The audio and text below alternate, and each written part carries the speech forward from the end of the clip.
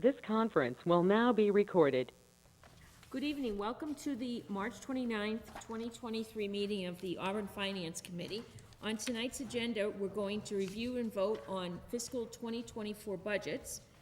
We'll vote on some transfer requests and also look at some minutes until we adjourn. We have a remote participation, we have a script here.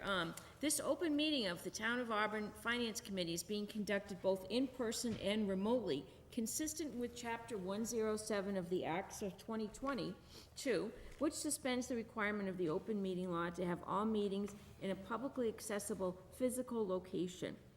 Further, all members of public bodies are allowed to participate remotely as long as reasonable public access is afforded, so that the public can follow along with the deliberations of the meeting. For the public to join the meeting remotely by telephone, 1-786-535-3211 and access code 991-599-357.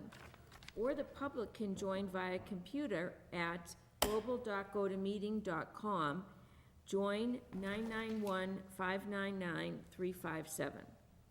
All supporting materials that have been provided to members of this body are available on the town's website. The public is encouraged to follow along using the posted agenda. Please note that this meeting is being recorded by the Auburn Cable Television. Permit me to confirm that all members and persons anticipated on the agenda participating remotely are present and can hear me. Members, when I call your name, please respond in the affirmative. Kevin Kennedy? Here. Ed Coleman? Here. Trevor Sansucci? Here. Here, thank you. Michael Marshall? Here. Patrick Jones? Here. Diane Byrne? Here. Town officials and employees participating, when I call your name, please respond in the affirmative. Town Manager Ed Kazanovich? Here. CFO Town Accountant Karen Harnois? Here. Administrative Assistant Sharon Kwiatkowski? Here. Okay, and also please note that each vote taken in this meeting will be conducted by roll call vote. All right, so on our agenda, why don't we move some of the transfers up? And we have our Assistant Chief Mills here to talk about the police transfers. There are 5 transfers here. Let me read the first one. First one is transfers coming from the physical fitness line, which has a balance of $10,000. $3,000 is requested to go to department supplies equipment to correct a $550 deficit in the budget line. Do we have any questions for our Assistant Chief?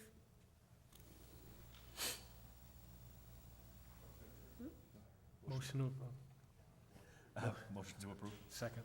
We have a motion and a second to approve. All in favor, Kevin? Yes. Ed? Yes. Mike? Yes. Patrick? Yes. Diane? Yes. And Trevor? Yes. Okay, and the chair votes yes. The next transfer is coming from the patrolman line, which has a balance of $35,138.90. $8,086 is requested to go to the sergeant line to correct projected deficit due to shift differentials. That's not correct. Madam Chair, we had, she said 8,086. Yeah, she did. I think you have the The correct. balance is $48,779 and Oh, the balance is. 44 cents. See, The updated one that I I didn't provided. change that one. All right, so it's coming from an account that has a balance, the balance is $48,779.44. Okay, and, do we have any questions about that transfer? Motion to approve. Second. Okay, we have a motion and a second to approve. All in favor, Kevin? Yes. Ed? Yes. Mike? Yes. Patrick? Yes. Diane? Yes. And Trevor? Yes.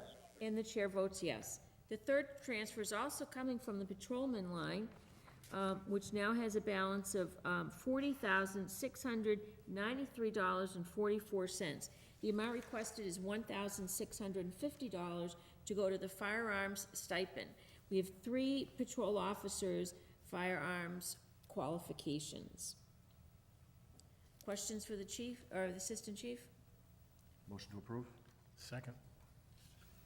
Okay, we have a motion and a second to approve. All in favor, Kevin? Yes. Ed? Yes. Mike? Yes. Patrick? Yes. Diane? Yes. Trevor? Yes. And the chair votes yes. The fourth transfer is coming from the dispatcher's line, which has a total right now of $31,474.85. Matt requested $30,000 to go to overtime. Anticipated needs to cover special events and leave time. Can you tell us about that transfer? Certainly, Madam Chair. As I've said in previous meetings, last year we spent $307,000 total. If you take into account the 3% COLAs that are across the board, that's around about $9,500. If approved, this request would bring us to just under, I think, $317,000 anticipated for the year. I definitely hope that that will get us to the end. The only potential problem there is, just found out about an additional officer who's gonna be out IOD for a period of time. We still have one officer has been out IOD since last June. And then the dispatch grant that I've referred to in the past that pays for the overtime for the dispatchers.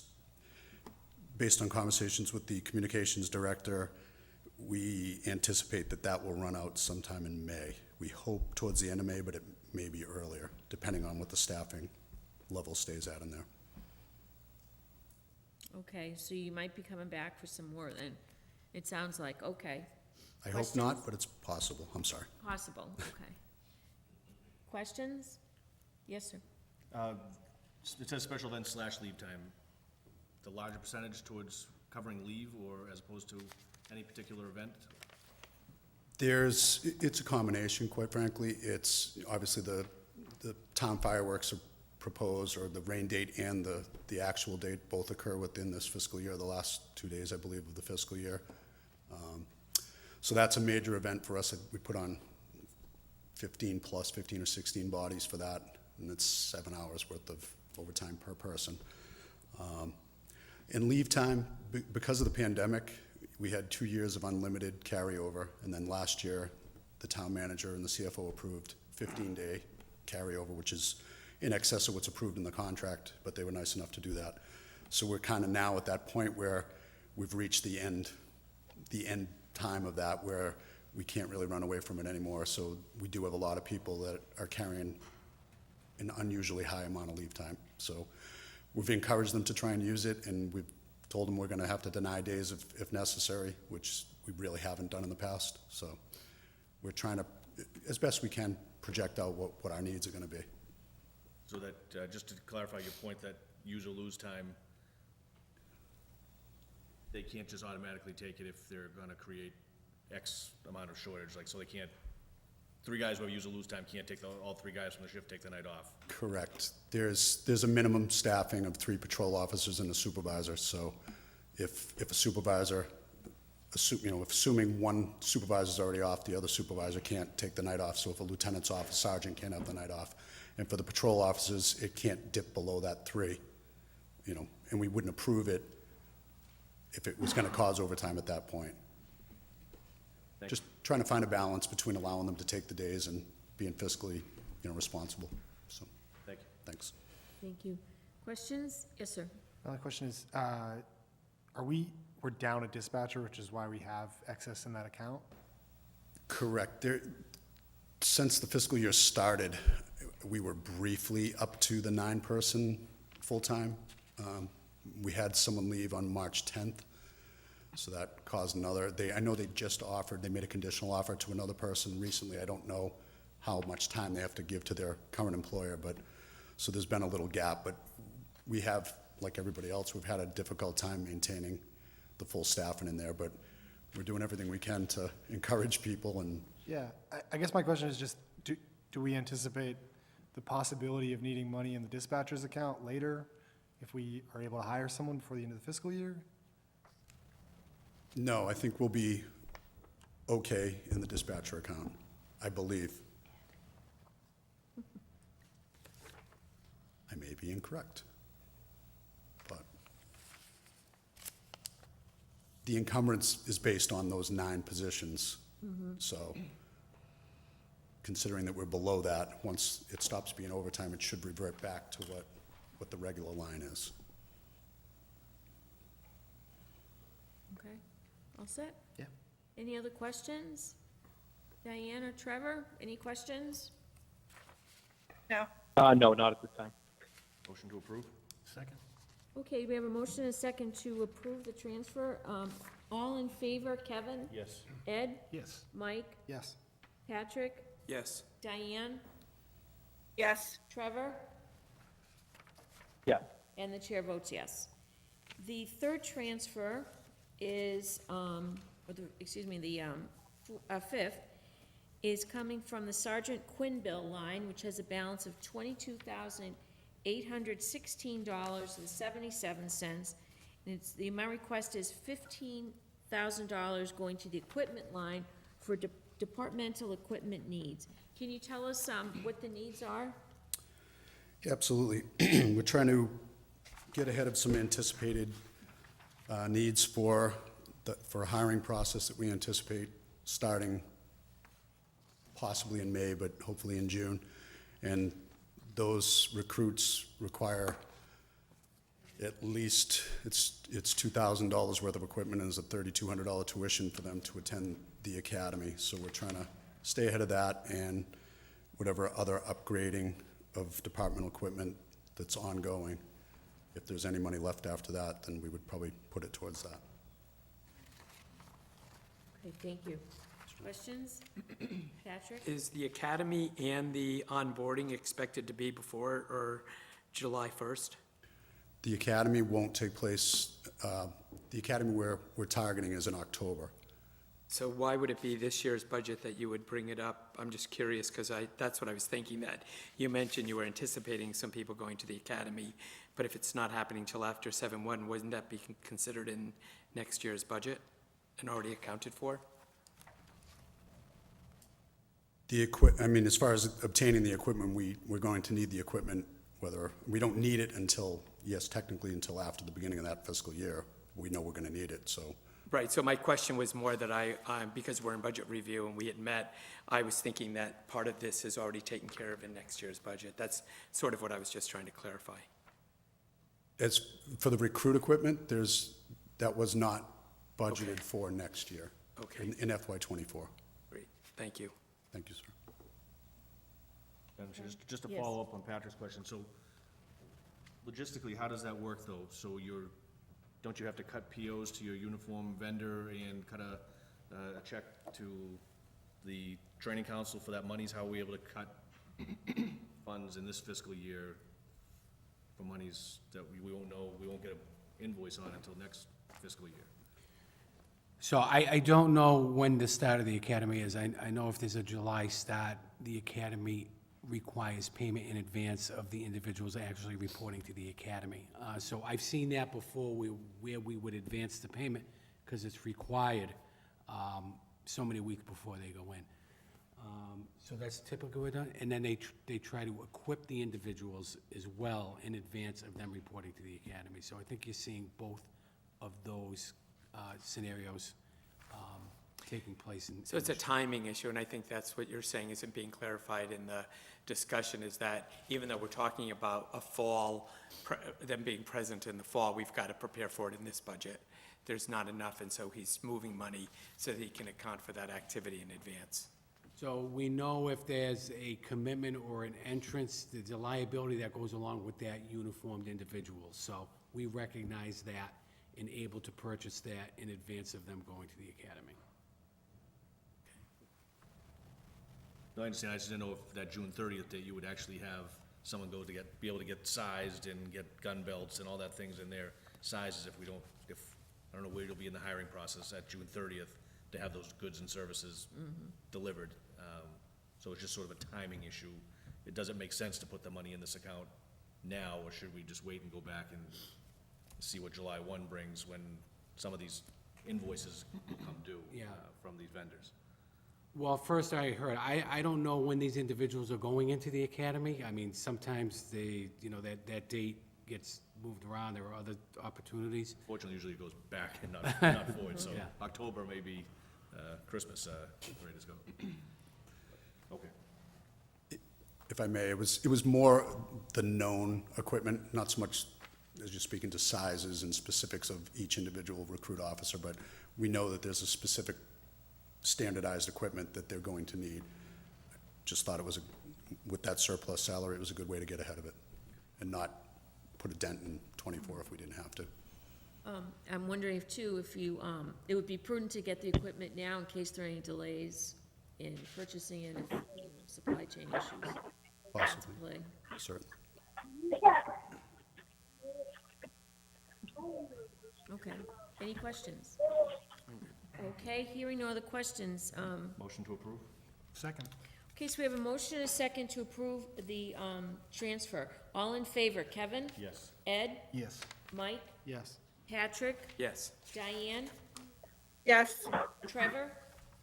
Yes. And the chair votes yes. Great, thank you very much. Thank you all, appreciate it. Thank you. Okay, so, we have, from Bay Path today, we have, Kyle Brennan, the superintendent, okay, and Irene Houle, who's the business manager. Would you like to come up? I hear you have a presentation for us. Thank you.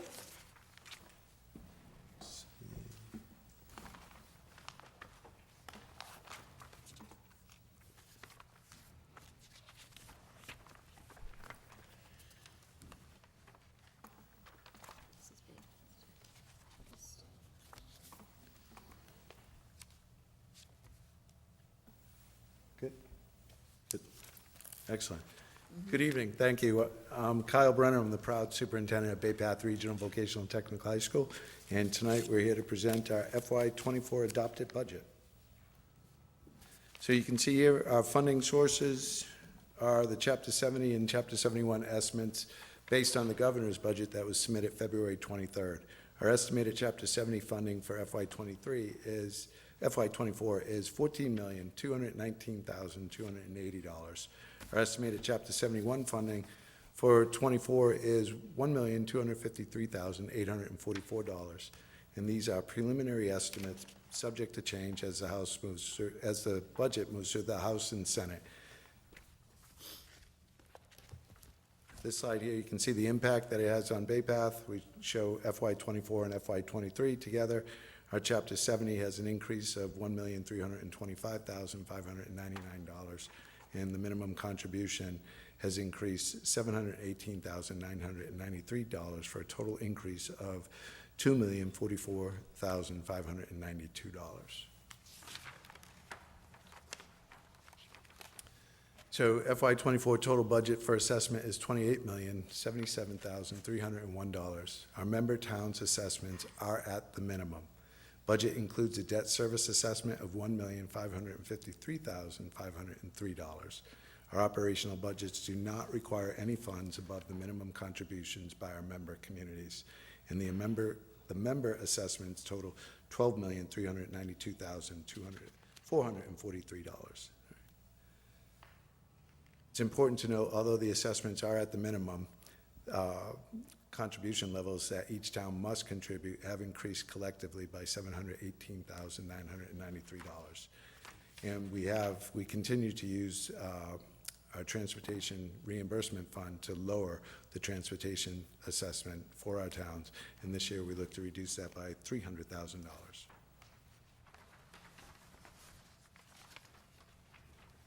The financial highlights are total Chapter 70 revenue of $14,219,280. Our school choice assessment is $263,266, and our Chapter 71 busing aid is $1,253,844. That's a significant increase over years past, as the governor in the state is moving towards that. Accounts for about a 90% reimbursement fund. Not quite the 100 that we've been promised for a long time, but 90 is a lot closer than what we've received in the past. Based on the advice of our auditors, we have increased our contribution to OPEB using our excess and deficiency fund. We've increased it about $25,000. We're looking to contribute $75,000 in FY24. And we'll use $100,000 from E&D to fund net school spending obligation. A little bit small on the screen. Our budget summary for the statement of assessments is here. Our operational budget, Chapter 70, is $14,219,280. We lower that by our school choice assessment of $263,266. Add in the assessment minimum contribution of $10,695,233. You see our OPEB transfer of $75,000 from E&D and the $100,000 from E&D for the net school spending gap from the previous year of $100,000 for an operational budget of $24,826,247. Again, our total transportation is $1,697,551. Our Chapter 71 aid is $1,253,844. And our transportation reimbursement fund, $300,000, leaves $143,707 for assessment to our member communities. Our debt service, you can see that our principal is finally higher than our interest for a total of $1,553,503. We have no capital or sewer betterment fee that dropped off this current year, FY23, so that is now zero. Our total budget for assessment is $28,077,301. In our school choice assessment, we add that back in for $263,266 for a total operating budget and school choice of $28,340,567. Our budget highlights. So we look to add a new full-time equivalent veterinary science instructor for our newest program, which will next year have 4 full years of students, and the third teacher will accommodate a full load of students in that. We're looking to adopt a BRIGHT program. BRIGHT stands for Bridges Resilient Youth Transition. What that does is provide a dedicated space, services, and staffing for students experiencing social, emotional, and mental health issues throughout the day. We will add a moderate disabilities teacher as well as a BCBA to provide psychological services throughout the day. We'll add a testing specialist. I know we call it MCAS specialist, but it'll be a testing specialist, MCAS being the largest of our high-stakes assessment testing, but they will also be in charge of our access testing for our English language learners, as well as AP testing and PSATs, SATs, as well as the vocational licensure testing as well. And we'll add an instructional coach. These are non-administrative positions. They have no evaluative role, so when they go into the classroom, they're truly there to assist our teachers, identify strengths that we can use and share with other teachers, and identify weaknesses that we can provide the services for in the professional development. And we look to add a guidance counselor for our freshmen. Currently, our 4 guidance counselors exceed the maximum 250-to-1 ratio for our guidance counselors. Our freshmen experience the most transitions. They're coming from sending towns who are no longer with their cohorts that they were with for grades 1 through 8. And for the first half of the year, of their freshman year, they transition every 2 weeks from the vocational programs they're exploring till they finally land in their shops after the holiday break. So this person will provide the much-needed services there and reduce the load on our other guidance counselors. We'll continue to use our Student Opportunity Act SOA funds to provide significant professional development to our staff, especially programs focused on social, emotional issues of students. I'm sure that it's not the first time you heard that from the schools, and we'll use our SOA funds to provide programs and speakers to our students to address issues such as bullying, bias, mental health, and more. We'll create a full-time position for our athletic director with the increase in extracurricular activities. This is currently a stipended position that most of the duties occur during the day, and we're pulling that teacher out and putting a sub in, getting subpar instruction for those students, and splitting duties across many. So we're fortunate that we can add a full-time athletic director to give the extracurricular activities the attention that they need. We'll create a position for an athletic trainer. This is required by MIA for all away and home football games, so this will provide that person to provide the safety. COVID was fortunate enough to infuse our schools with new technology. With that infusion of new technology, there's more needs for fixes and repairs, and we need a new IT network technician, so we'll add that. Currently, human resource duties are split between the business manager's office and my office. They're far exceeding the roles and extra duties that are continuously piled on. So we'll create a human resource specialist position as well. And our current financial software and HR software is end of life. So it's been end of life for a couple of years. We keep breathing life into it. So we look to upgrade our software system in that and do away with a lot of the manual workarounds that we have. And we've included wage increases for all our employees, and we are funding unfortunately, but fortunately, it's been very good for us. Our first increase in health insurance premium since 2018. We're looking at just over a 6% increase in that. We've accounted for the increase in supply and material accounts for all our shops. In a vocational school, it's more than just the textbooks and the papers that we need. Wood, metal, air gas, and all of those have gone up. We've accounted for that. And we look to add textbooks for our math department, our science department, some of our shops, as well as our social studies department. Where significant shop equipment upgrades would be for advanced manufacturing to replace the Haas CNC machine, computer numeric control machine, which is nearing end of life.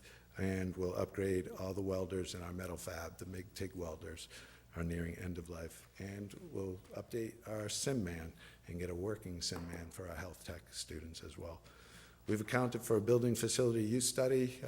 We were fortunate to have the expansion, renovate, not really an expansion, but renovation in 2015. We are at capacity. Our academic teachers share space in classrooms. Our shops are bursting at the seams, so we are looking to have a professional come in and see if there's any efficiencies to the building that we can utilize and make some good moves there. And we'll add a new full-time equivalent custodian as well. So this is the FY24 proposed freshman seat allocation. It lists all 10 communities. It's based off the capital population of each one of those. You can see that. All of them listed there. Auburn accounts for 2,746 of our 17,769 total capital population, which equates to about a 15.45%. And we use that to calculate the number of seats out of the 325 available seats, which equates to 50 seats for incoming freshmen for Auburn. This is our foundation enrollment. You can see FY24 and FY23. There's actually a decrease of 1 student from FY23 for a total of 117 students in FY24, accounting for rough 117 of 1,232 total students at Bay Path. And this is the Town of Auburn foundation enrollment. You can see the Auburn Public Schools as well as Bay Path totals for FY24 and FY23. Bay Path has a reduction of 1 student going from 118 in FY23 to 117.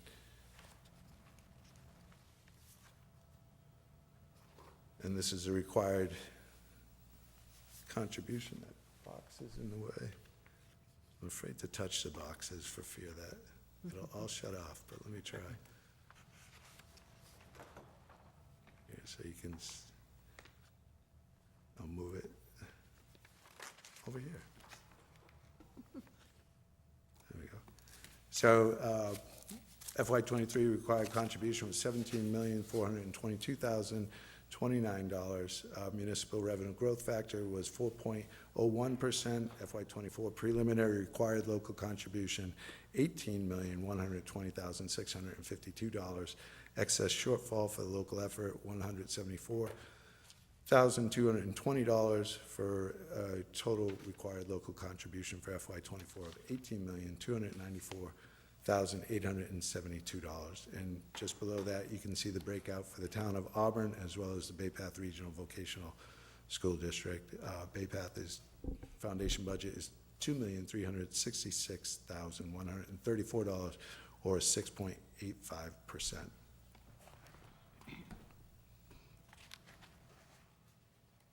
See, it did something.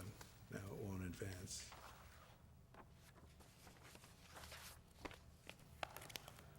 Oh, there we go. All right. So FY '24 total required contribution is $18,294,872. And that amount is spread among the districts based upon the foundation budget. So again, showing Town of Auburn as well as Bay Path compared FY '24 and FY '23. You can see the percent changes there, and Bay Path down below again is $1,253,165 for a change of $46,618 over FY '23. This is the school attending children report. We've kept this in since they've started recording it back in 2013. Some of the towns like to see it. You can see all 10 towns listed there. Auburn is highlighted at the top for, an increase, which you can see is rare among all our other communities of 179 total students since school year 2013. And the change, just as you saw on the previous slide, was 4 total students less than last year, sorry. And this is our statement of assessments. Everything comes combined here. We use the foundation enrollment and the capital population in accordance with our district agreements. You can see the total minimum contribution of $10 million. Auburn's share is $1,253,165. Dollars Air Foundation enrollment is 117 of the 1,232, which is a 9.5% ratio, and we multiply that by the total transportation assessment of $143,707 for Auburn's share of $13,647. The total capital population is 15.45%. We multiply that by our debt service. There is no capital improvement on that. Total debt service, $1,553,503. Auburn's share is $240,076 for a total assessment of $1,506,889. And we just break it out here, again comparing against FY '23, FY '24 proposed minimum contribution has increased $48,618. Transportation has decreased by $37,608. Debt service has decreased by $2,748, and capital improvement has decreased by $4,781 for an overall total increase in the assessment of $3,481, or just 0.23% increase. And I thank you for your continued support, and we can try to answer any questions you have. Okay, thank you very much. Sure. Okay, let's start. Kevin, questions? Yes, just a couple questions. So, school choice assessment, so you have non-member students going to Bay Path that are not part of non-member communities. How does school choice work in terms of Bay Path? So, great question. No, we do not have non-member students attending the school. School choice for us would be a student, I'm going to use Southbridge, for example, a student in Southbridge, which is a member town. School choices to Tantascwa Regional School District in 7th or 8th grade. They're now a Tantascwa student, and if they enroll in their vocational program, which they have, Chapter 74 programs, they're our responsibility because they come from Southbridge. So we send the 74 money to Tantascwa. So the 262 primarily counts for about 40-ish, 48 students, anyway, that are our member town students attending a vocational school other than Bay Path. Okay, thank you. Sure. All set. Ed, you had a question? Oh, yes, through the chair. Good evening. Good. I just have a couple of questions. I tend to look at the words and I probably read them literally, but I'm sure it's not that. So in the PowerPoint, when it said wage increase for all employees, when I look at the budget, it's a little different than the school department in Auburn, so I'm struggling a little bit, but I do see a lot of zeros. Does that mean literally that each employee got a increase, or was it more contractual? So, good question. We are currently negotiating the collective bargaining agreements of all bargain for employees. So the wage increases are not reflected in the line items. Okay. It's in reserve, because we don't know what that is. So we put it in payroll reserve. And then, on the supplies, you did a nice job explaining, like kind of budgeting for that. It looks like a lot of the supplies are about 6%, and my little knowledge of vocational, but it looks like you got a lot of wood, Yes. building, mechanical, and inflation. Does that seem like a sufficient increase for those type of supplies? Looking at historical, knowing that inflation is over 9, they cap us at 4.5, 6. We settled on the 6%. This year, it's worked out pretty good for us, so we feel comfortable with that. And one final question. Sure. On the OPEB liability, I see that you mentioned you're funding $75,000. Do you have a rough estimate on how much of your obligation is funded? Because I've heard that some communities, they have to bond. If whoever regulates it comes in and says, you have until 2026 to be whatever that number is, if you can't do it, you might have to bond it? That I'm unfamiliar with. I don't know if they're going to hold us to that or not. We do have an actuary that reviews this for us every year, and, we just keep putting money in.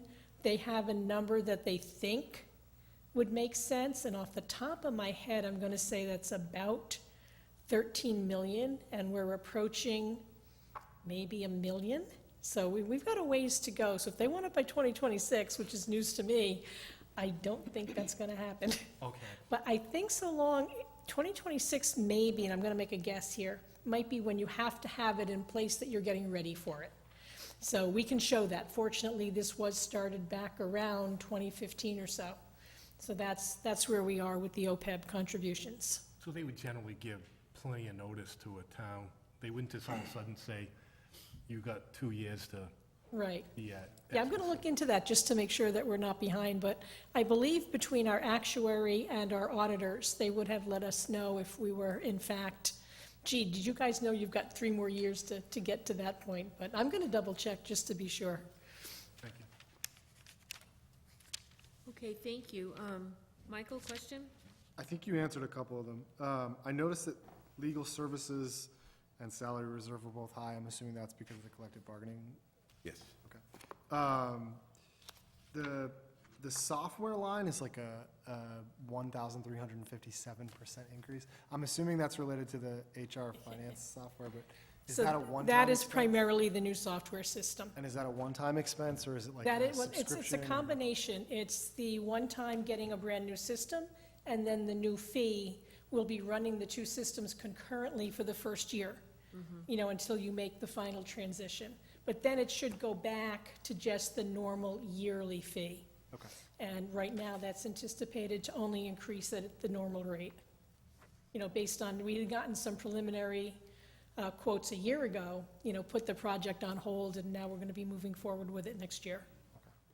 And then my last question was just on electricity, just like comparing expended to the proposed or the adopted budget for 2023 or 2024. It's a pretty sizable increase. Are you guys anticipating like higher usage? Did a rate agreement end, or like?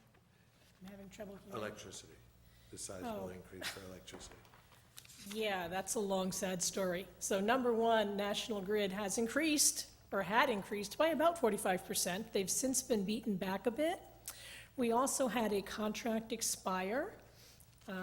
So we're in the process. I was able to secure a short-term contract at a much lower rate, so unfortunately, my next 3 months are going to be somewhat lower. And we'll be going out to bid around August, to get a better contract going forward. So some of that's kind of a one-time blip. But again, it's, that's just the market, unfortunately. think that's Trust all me, I I have. cry every time the bill comes in. Okay, thank you. Patrick? Thank you. Through the chair, I have a couple of questions. First of all, I think this is pretty, there's a lot once you go through the pages that is here, and I'm really appreciative of the detail. Though I have one concern. I think that when you get to the statement of assessment, I know that the $12,392,433 for the member towns is not stated in that, but it also makes up a portion of what is in operational with transportation and debt service. So when I do the math and I flip through a series of pages, I can connect the dots. But with that said, I just thought it might be, you give a lot of numerical backup for the town of Auburn, but I think in none of your statements can we tie back any specific number to any specific chart. It takes a little bit of digging. So I just think that because we seem to always look at the balance of students, the freshmen coming in, the total number, and I think some of us that are in finance are trying to discern, how is it that our variable rate is going up or the fixed areas are going down. And so it gets complex when you're down one person, but you've got multiple layers of classes. So I just wanted to suggest that maybe in the narratives that you produce, if you could maybe do a summary for the particular town that you're supplying this to after you've done your overall presentation to sort of summarize the impact it's had, against maybe even a year or two, like our enrollment is up, our enrollment is down. These particular things have happened as it impacts that particular community. Because I just think it would help us to discern when we're trying to understand our series of numbers, what we're trying to compare to and learn. Because it's a lot of information, and you did an excellent job at presenting it. I'm going to ask you two additional questions. One is on the excess and deficiency area. I know a lot of acronyms, but can you help me with the NSS obligation? That's net school spending, which is the minimum amount that DESI says you must spend on qualified items. So the reason your transportation assessment is separate is because transportation is not a net school spending expense. So what happened was a couple years ago, and this has happened sometimes in the past, but for the fiscal year 21, there was a deficit in the net school spending. We did not spend as much as DESI said we were supposed to. So what happens is that gets added to your next school spending for the next year, and then it keeps, every year they true up, so to speak. Right. So right now, we've got this deficit, and we're trying to work it away. So that eventually we get to zero. They tell us to spend X, we spend X, and everyone's happy. So to state that you used 100 from excess and deficiency, at one point you had a little bit of extra money that you were able to find to help chip away at that deficit. Yep. Great. And then my last question is, since OPEB has come up and it is a going concern for a lot of communities, can you tell me if you know if your OPEB portfolio has a low, moderate, or aggressive approach? Currently, I'm going to call it moderate. Okay. We did have, it was going gangbusters for a couple of years, but all of a sudden... Everybody's OPEB went down last year. But for the last year, not so much. So I'm actually in the process of talking to a group called PARS, who does our OPEB for us, and trying to make sure that we realign if we need to and get it back to where we'd like it to be. We realize that OPEB is long-term. Most of us that decide on it and put money away today, we won't even be alive when it actually gets influenced. But I think the point is to think that there's long-term investing options and to try to be as to have your advisor work with you to make it as strong as possible so that in the future it takes care of itself. And that's why we have a professional do it. Exactly, and we're not going to help you either. But thank you. That's all I have, Madam Chair. Thank you. Okay, Diane, do you have any questions regarding the, for Bay Path visitors? I do not, thank you. And Trevor, any questions? No, not right now, thank you. Okay, thank you. I have a question about transportation. I see that, where does that offset come from, the $37,608? We have a proposed assessment, or can you explain the assessment and what the reduction there is? Or is it just, how is it so much less this year than it was? Okay, for two reasons. during the COVID year, the following year, because we spent so much less on transportation, we got significantly less Chapter 71 money because it's a percentage of what you spent. So all of a sudden in that year, I wasn't going to get a lot of Chapter 71, so I had to increase my assessment. This year, the exact opposite has happened. Okay. The state has, not only do I have a full amount, to get a percentage of, but the state has gone up to 90% reimbursement, whereas before we were running 50 to 75, depending on the year. So that's why. So we can expect that, next year won't be as low. We should expect definitely an increase. Actually, if they go to 90% again, okay, and that's supposedly, that's what they're building towards, because 50 years ago, when they put the regional districts together, they were claiming it would be 100%, that was part of the carrot. Right. Okay, so assuming that they're gonna stick to 90%, it should continue at about the same pace. Now, what might go down, which would then potentially increase your portion, the transportation reimbursement fund. Because if they're returning 90% to me consistently, the idea that I would have extra at the end of the year, because usually what happens is they give us an estimate, I put it in the budget, and then in July, they let me know that, oh, by the way, we're probably gonna give you a little bit more. Yep. And so that's the money that goes into that reimbursement fund that I can then use in the following fiscal year. Okay, thank you. My other question was about the debt service. What year are we in, and how long is the term? To the best of my knowledge, it expires in 2044. So we're roughly 10 years, 9 to 10 years in, and we've got 20 years to go. 2044? Correct. Okay. Okay, and is it level service? Yes, Okay, thank you. up until the last year or two, then it gets kind of wonky, but for the most part, it's level. Okay, thank you. Any other questions? Yes, sir. I'm just curious, when you did that bonding, was there a premium? Is there anything sitting in escrow that's even going to help later, or is it flat out? I was not here then, that was, Okay. I've only been here just under 2 years. To the best of my knowledge, no, it was strictly just like your mortgage. We took it out and we'll be paying it off, for the next 20 more years. Okay. Any other questions?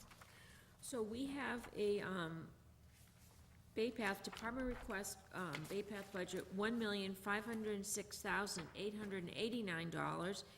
And that is also the town manager's recommendation. That has an increase of $3,482 or 0.23%. Do I hear a motion to recommend? Second. Okay, we have a motion and a second. All in favor? Kevin? Yes. Ed? Yes. Mike? Yes. Patrick? Yes. Diane? Yes. Trevor? Yeah. And the chair votes yes. Thank you very much for coming out. We appreciate your time to come visit us. Thank you. Thank you. Thank you.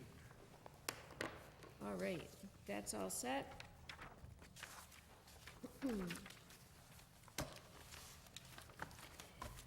Okay, so next on our agenda, we're gonna look at the Department of Public Works.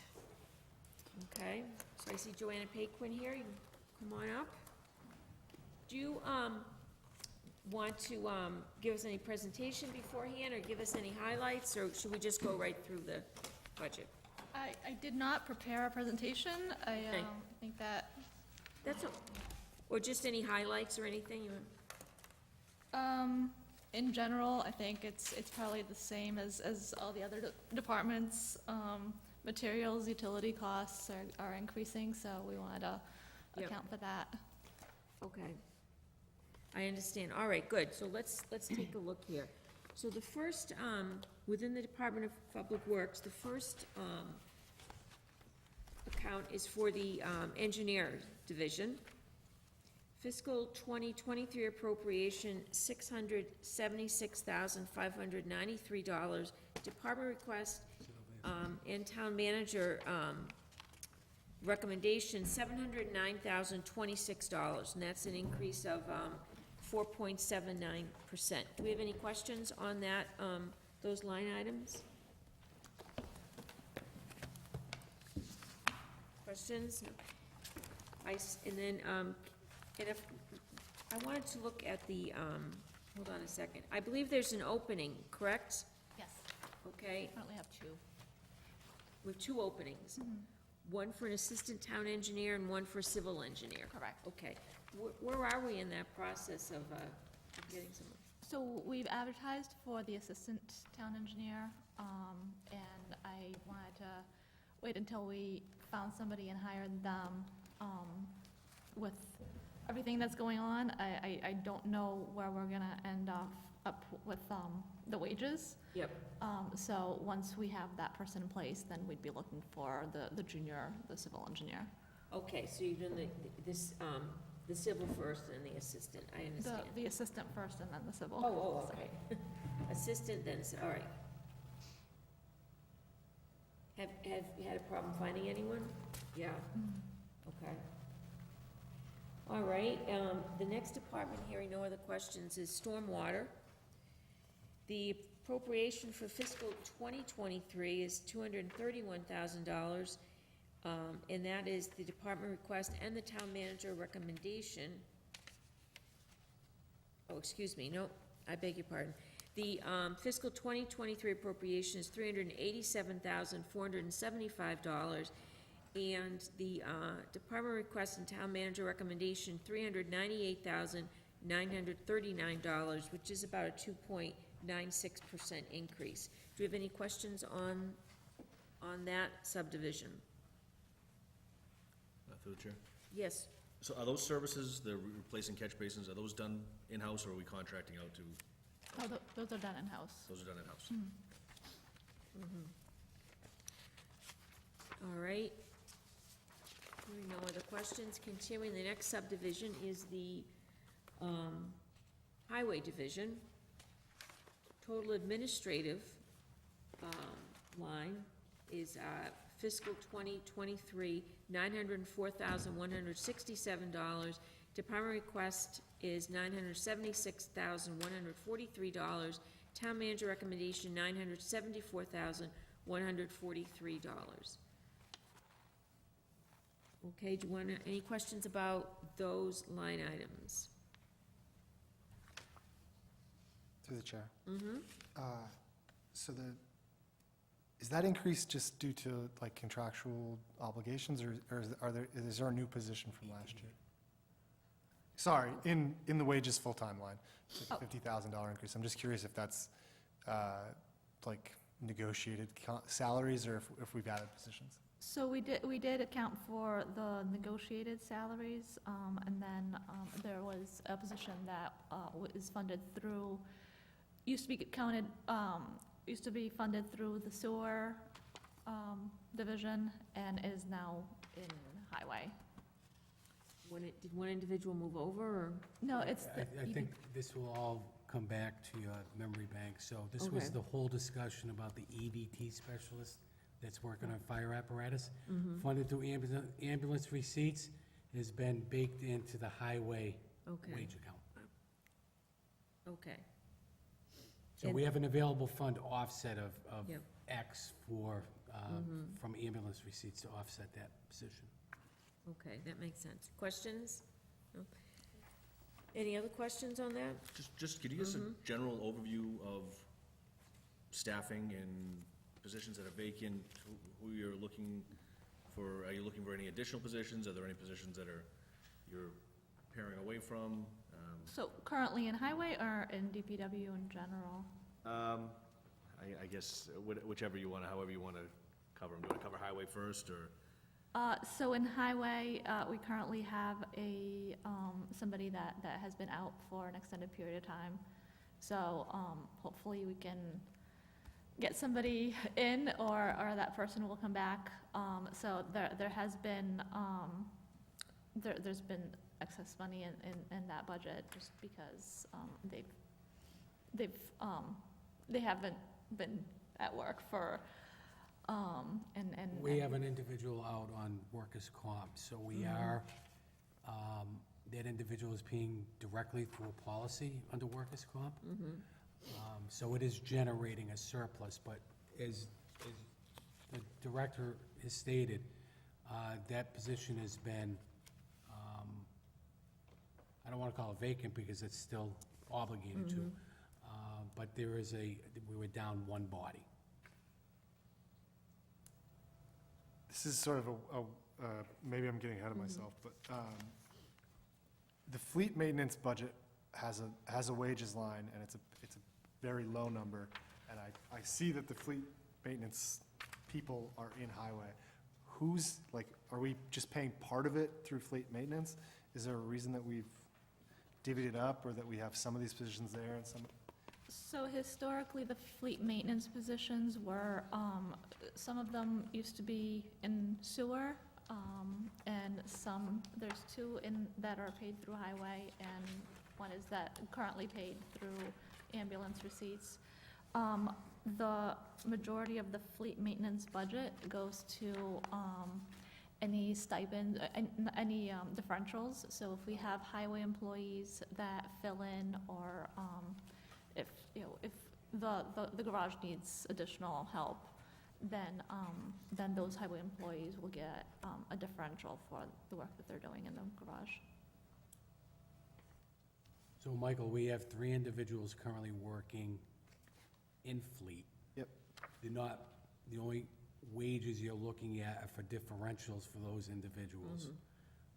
And we are seeking to hire one more. We do have we will have a vacancy that we will be looking to bring on a 4th.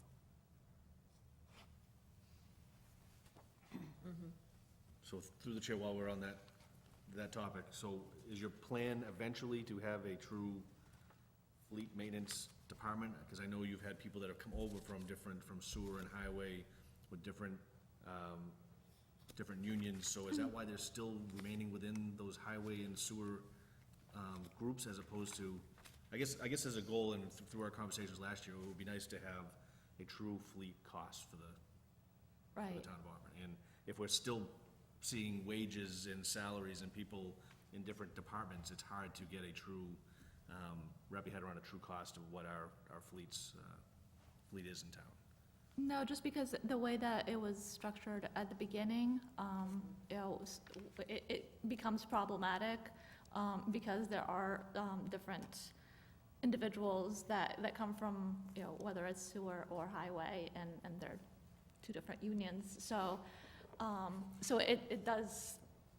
it creates a little bit of an issue, but. But if you were to post today for a new fleet mechanic for the fleet maintenance division, would you put their salary under fleet maintenance? Our ultimate goal is to do exactly what you had suggested, and we are having discussions relative to that right now. Thank you. So is that a union issue at this point? You have to take them from, well, whatever, that's all right. Different.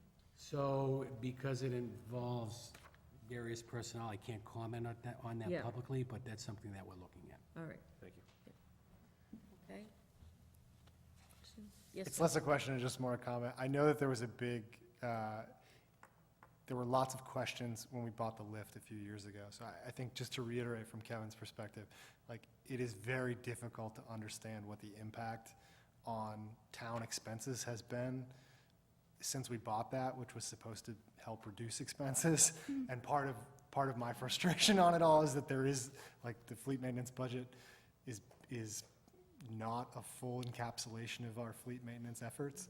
So I would just, I guess, reiterate my excitement for the future state where we have a fleet maintenance budget that hopefully accurately reflects fleet maintenance, because I know it comes up every year at town meeting, and it would be, I'm sure it would be helpful to people if they could see the cost. Absolutely. Okay, so let's look at the next division is, the highway maintenance total. Fiscal 2023 appropriation, $79,550, and the department request and town manager recommendation, $87,450. Any questions on any of those lines? Or any of the other areas? Is Yes, the sir. increase in yard waste because of a contractual increase, or are we increasing the number of times the number of weekends that we're going to be doing that? No, so the increase would be to remove the yard waste, so we have, it's problematic to try to process that yard waste to get a chipper in. Last year, we were able to, have Worcester agree to come in, at a cost. Obviously, we paid Worcester employees to process that yard waste material. Ideally, it would be, I would wanna have that done twice a year. Just because when those piles build up, there's chemical things that are going on in there, and it starts to steam, and Yep. then we had complaints from the Mass Bike. So you're saying that there's a chemical discharge that seeps out into the area? It's not a chemical discharge, it's just, it's starting to disintegrate, and it's creating energy, so steam comes out of it. Gotcha. And, I'm with you. and then people are concerned that it's catching fire, but it's They call actually, 911 and they call the barracks ad nauseum to say You there's a don't fire want next to the highway. spontaneous combustion. I'm with Yeah. you. I understand. Thank yes. you. Yeah. it would make it easier to get rid of it, but we don't want that. So, we haven't gotten to that point, but to make room in the yard wastes, the yard, as well as to at least eliminate any, especially in the cold weather, that steam coming up. I'd like to, be able to get somebody in, even if we can't have, Worcester employees come in. We were able to find a company that would do it. There's not a lot of companies that are willing to do that, but, it gets a little costly. So that's why we wanted to bump it up. While we're on the yard waste, do we have negotiations with our trash hauler? Is that the leaf pickups, is that part of the Casella negotiation as well? And when is the leaf yard opening? That's you? When's it opening? So, we do have, the new spring, schedule, that'll be posted, and that starts the week of April 24th. Thank you. Thank you. We'll bring it up when you're on microphone so everybody can hear that. Nice weather, although the bag's already starting to pile up in my yard. Okay, question? Looking at the next subtotal, we have, the highway motor vehicle maintenance. So I see, let's see, fiscal 2023 appropriation, $20,000, and the, department request, $36,500. The town manager recommendation, $31,500. Any questions on that?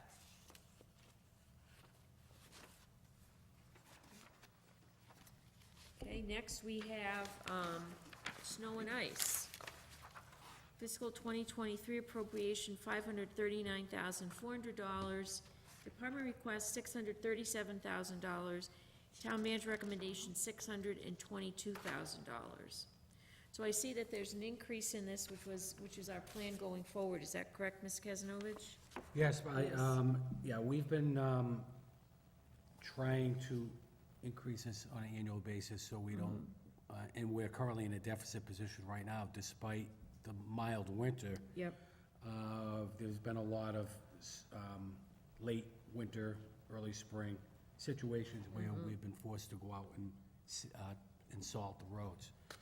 And the cost of salt and calcium is through the roof. So I think this budget recommendation reflects that recognition of increased costs. We don't see it going down. But certainly, this is one area where we'd like to appropriate, at least to the extent of prior year actuals, to keep pace with increasing costs. So we don't have to rely on our reserve account to bail this out at year end. Yep. What is our deficit right now, approximate? 170, I think. I think I Okay. just got an update the other day. And Karen, I don't know if I gave that to you, but I think we're at 170. I think there is $30,000 of surpluses in other accounts that we could use in offset to the 170, Yep. provided we don't have other situations that force us back out again. Okay. When you say 30,000 other accounts, $30,000 in the highway department accounts? $30,000 within the snow and ice. Within, oh, okay, Okay. all right. And then I know we tend to close that out if we can at the end Yes. of the year. All right, good. Questions? Any other questions on snow and ice? That 170 is 170,000, not Correct. $170. Correct. Okay, before I talk about facility maintenance, I just wanted to go back and, ask about the, road reconstruction. So fiscal 2023 appropriation, 510,000, I see it's increased by $15,000 to 525,000. Will that be a sufficient amount? Or do we know, I should ask first, what are our highway, what are our chapter 60 funds gonna be? The, 609 again? yeah, it's been pretty consistent. So I know the legislature, there was an attempt to increase the Chapter 90 distribution from 200 million to 300 million. That has not happened. There may be a consideration for a supplemental Chapter 90 distribution. And we'll let you know if there's any possibility that we may benefit from. But I think as the DPW director will tell you, we're getting less for the money that we currently have than we Right. did a couple of years ago because of increased costs. So I think for I think our annual allocation of Chapter 90 and our local contribution through various sources paved about 4 miles of road. That same amount of money only pays About half about of it. half of that, 2 miles of road.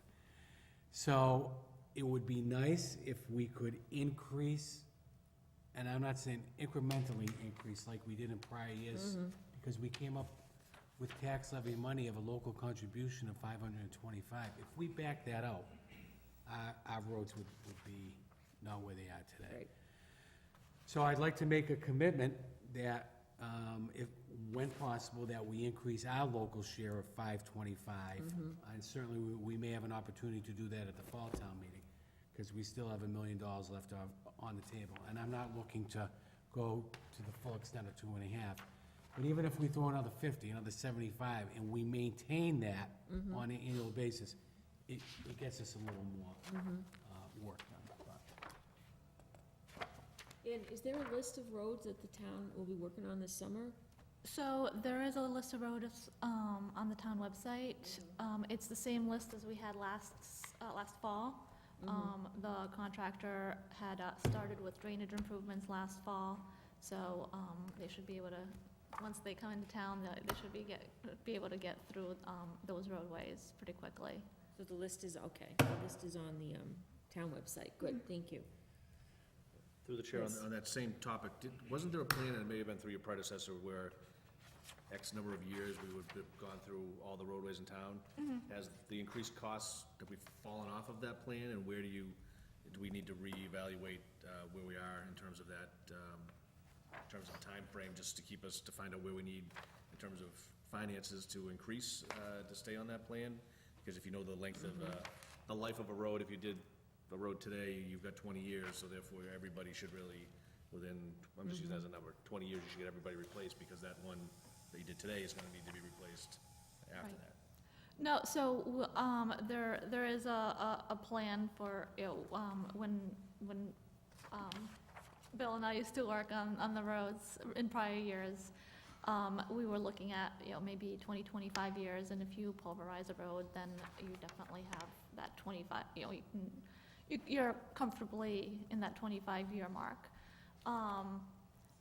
Last year, we took a big hit with those price increases. I don't know where, the next bid is gonna go. I'd wanna see what, where we come in next, at the next bid, before I completely revamp this, just because I'm hoping that it's not gonna be as dire, just because it was pretty shocking when we saw what we could afford for, for the money that we had historically. Okay. Well, I would just say, like, other costs, I would think, if your plan says 5 miles of road per year, then you should just, there should be a cost that you have to come before us for and say, that, to stay on that plan, which I think residents of a lot of things will support. that's, you know, the number one, hey, where am I on the list? People wait for that list to be posted to find out where they are. No, absolutely. You know, if it's a true cost, it's a cost to stay on that plan. As I opposed think there's gonna be an aggressive push at the legislature level to increase Chapter 90, given what the local communities are seeing, and certainly you're seeing the effects of that here. And if there is any consideration to fund at a level of 300, that would put us somewhere, it would bring us like from 600,000 to 900,000. 300,000, I know it doesn't take care of Auburn's problem, but at least it helps chisel away, you know, that extended period of time, because certainly common sense is gonna tell you, at a funding schedule that was done by Bill and Joanna, and they did a great job rating the roads, puts us on a 20-year schedule at a funding of roughly $2 million a year. Now, if it goes to 4, you know it's gonna blow that plan apart, so. Thank you. Okay, good, thanks. Questions on that? Gentlemen, no, okay, so continuing, let's look at the, facility maintenance department has did I already do that one? No. Has a fiscal 2023 appropriation, $87,145, and the department requests and town manager recommendation are the same, $87,388, a 0.28% increase. Okay, and then we have the fleet maintenance department. Could I just ask a quick question? Yeah, sure. So, just another sort of comment, this seems to be, again, a division of your department that has grown, and they're sort of the go-to guys in this community right now for projects, small projects. But we can't really tell the true cost of the facilities department, because all we're seeing is a differential. Am I correct in reading this? That's right. I think it sort of goes back to sort of what we're talking about with the fleet costs. You know, if we've got a facilities department, it would be nice to know how much the facilities department costs, as opposed to the guys that grab the facilities truck and they get a differential for going, but they're really under your, I imagine they're highway employees? They are, they're highway employees. All right. I think what complicates that is the allocation of time. So although they're primarily maintenance, there are times when they're required to be out on the road for plowing, be out on the road for certain things. So how you budget that, it becomes very difficult. Sure. So,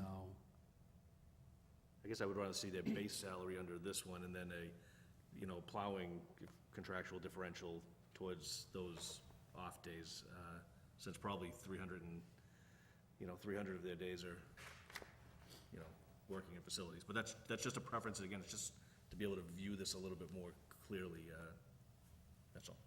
Yeah, and in the future, I apologize, I didn't bring a presentation, but that might be helpful to have that breakdown, so that, aside from the budget, that information is more readily available.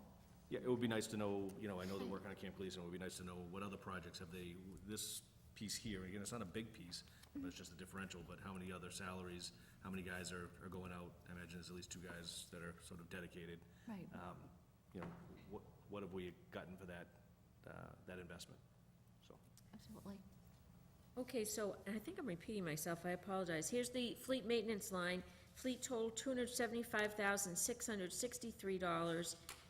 Department request and town manager recommendation are the same, $291,508. That's an increase of 5.75%.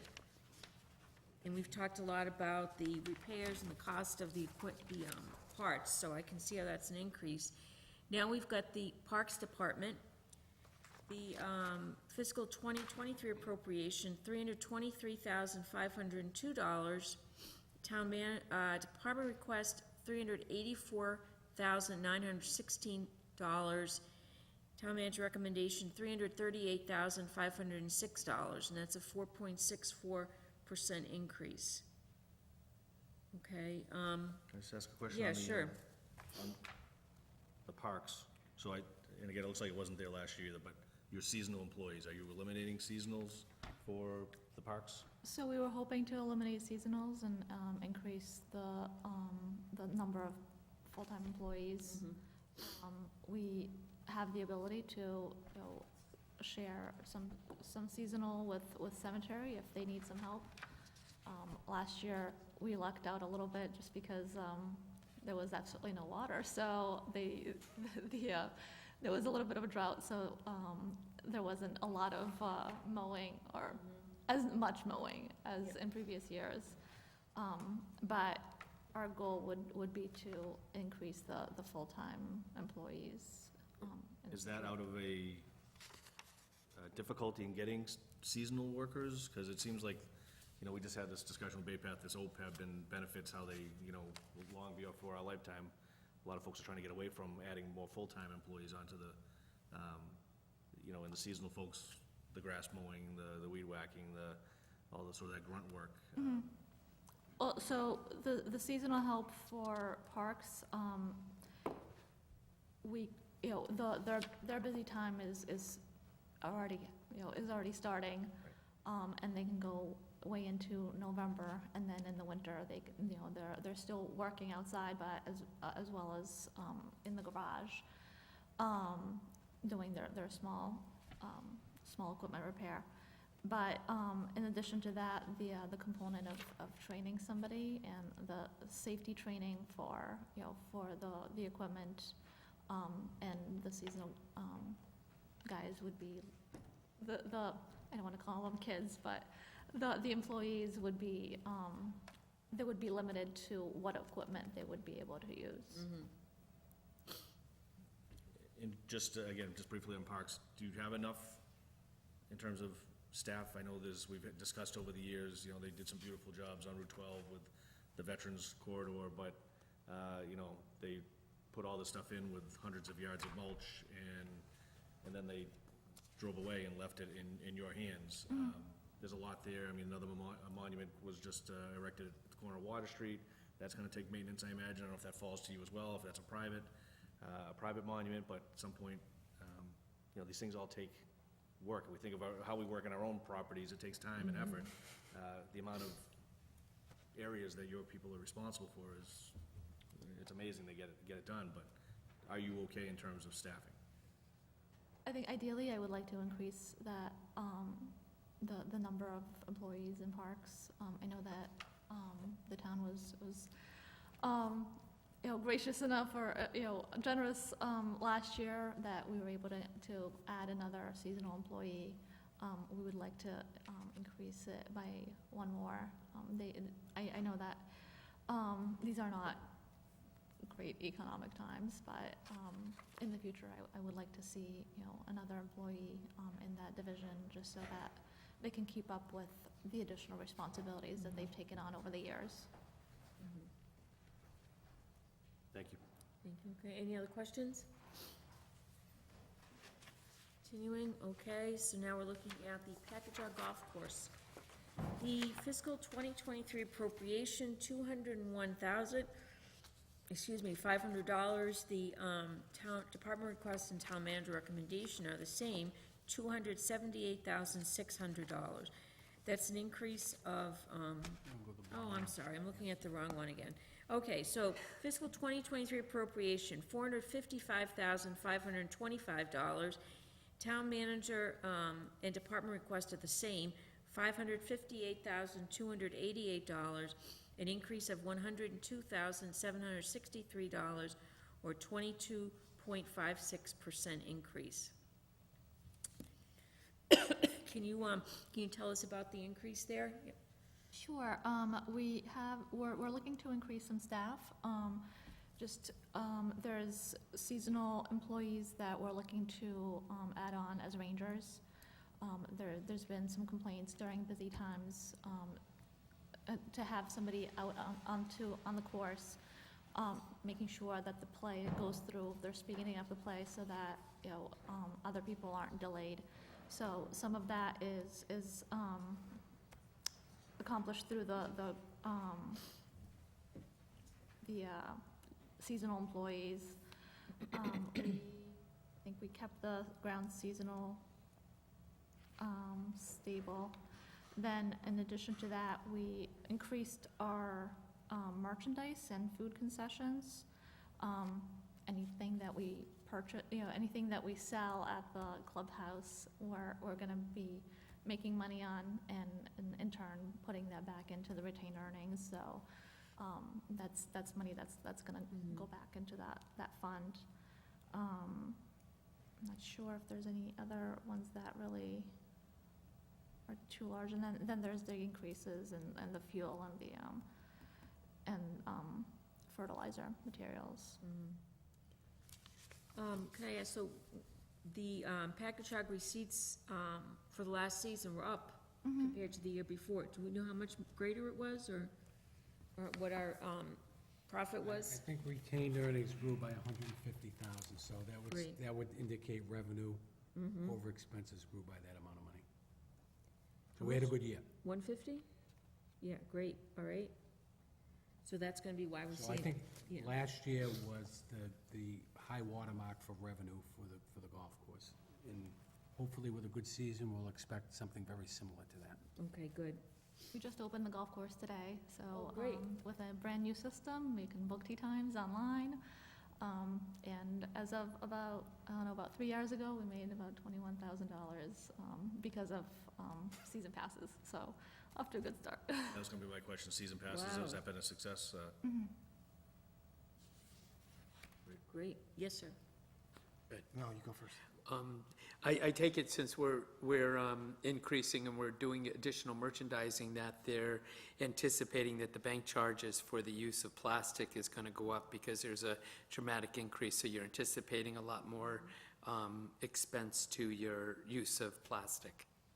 Correct, so we wanted to increase that, as well as, and I know that we, it was underfunded, in the past, so we wanted to make sure that we account for that. Any other questions? Yes, sir. I feel like I ask this every year, and I apologize, and this is more for you, Ed. How much of this budget comes out of retained earnings? Like, or how does that work? Nothing. For those of us who are not accountants or have any of that background, like, So the operational expenses, none of this comes out of retained earnings. Although I will then take a look at the capital side. I don't know if we have anything scheduled for capital in package hog this year. But any capital expense typically gets funded as a reduction of retained earnings. essentially the point I'm trying to get at, and I'm doing it very inartfully, and I apologize, is this is all coming out of tax levy. How much money comes back, right? Okay, none of this, not This one is- penny of this so comes this out is of... my question, yeah. Not one penny of this comes out of tax levy. Okay. It comes out of fees paid by those individuals playing golf. So the entire budget is Yes. covered by fees? Great. That's, And the revenue for that is, and concessions, when you put it all together, it's about $650,000 a year. and I ask this question every year, and I feel like we get to the same point, but thank you for explaining it. No, it's an enterprise account, just like the sewer department account, so it just kind of flows through this, but it's self-funded. All right, so the next is the recreation department. Let's see, fiscal 2023 appropriation, $30,038. Excuse me, $30,038. Department request, town manager recommendation of the same, $31,024. Okay? And let's see, we look at the cemetery division next. Fiscal 2023, $204,976 appropriation. Department request, town manager recommendation of the same, $214,866, 4.83% increase. Okay. Hearing no questions, continuing to the sewer department. This is an enterprise account. The sewer total budget, $2,321,318. Department request, $2,715,782. The town manager recommendation, $2,525,142. Okay, and any questions on sewer? Just relative to that, to the difference in the department request versus the town manager, I believe most of it is that system evaluation. Can you explain what that was and, So we're looking to fund, more of our testing of our sewer infrastructure. But upon discussions with Ed,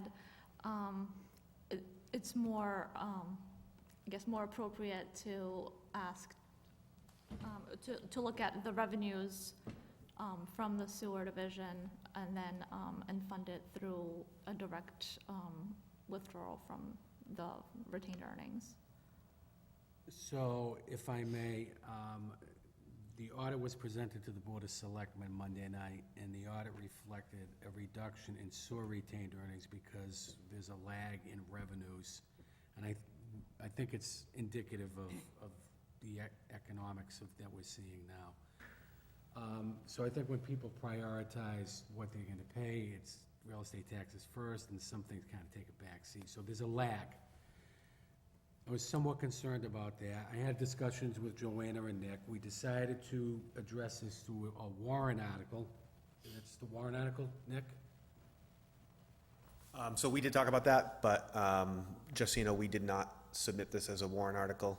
It was our decision that we would forego that for the coming year, based off of the recommendations that we got from the past year's SSCS project that is going to be recommending some capital projects that we're going to have to fund. And funding those projects in addition to doing additional SSCS studying, it would be too big of a hit to people. We'd have to raise rates and it would be too hard. We surveyed 10% of our sewer system last year. That is not a Mass DEP mandated number. That is just the plan that was come up for us.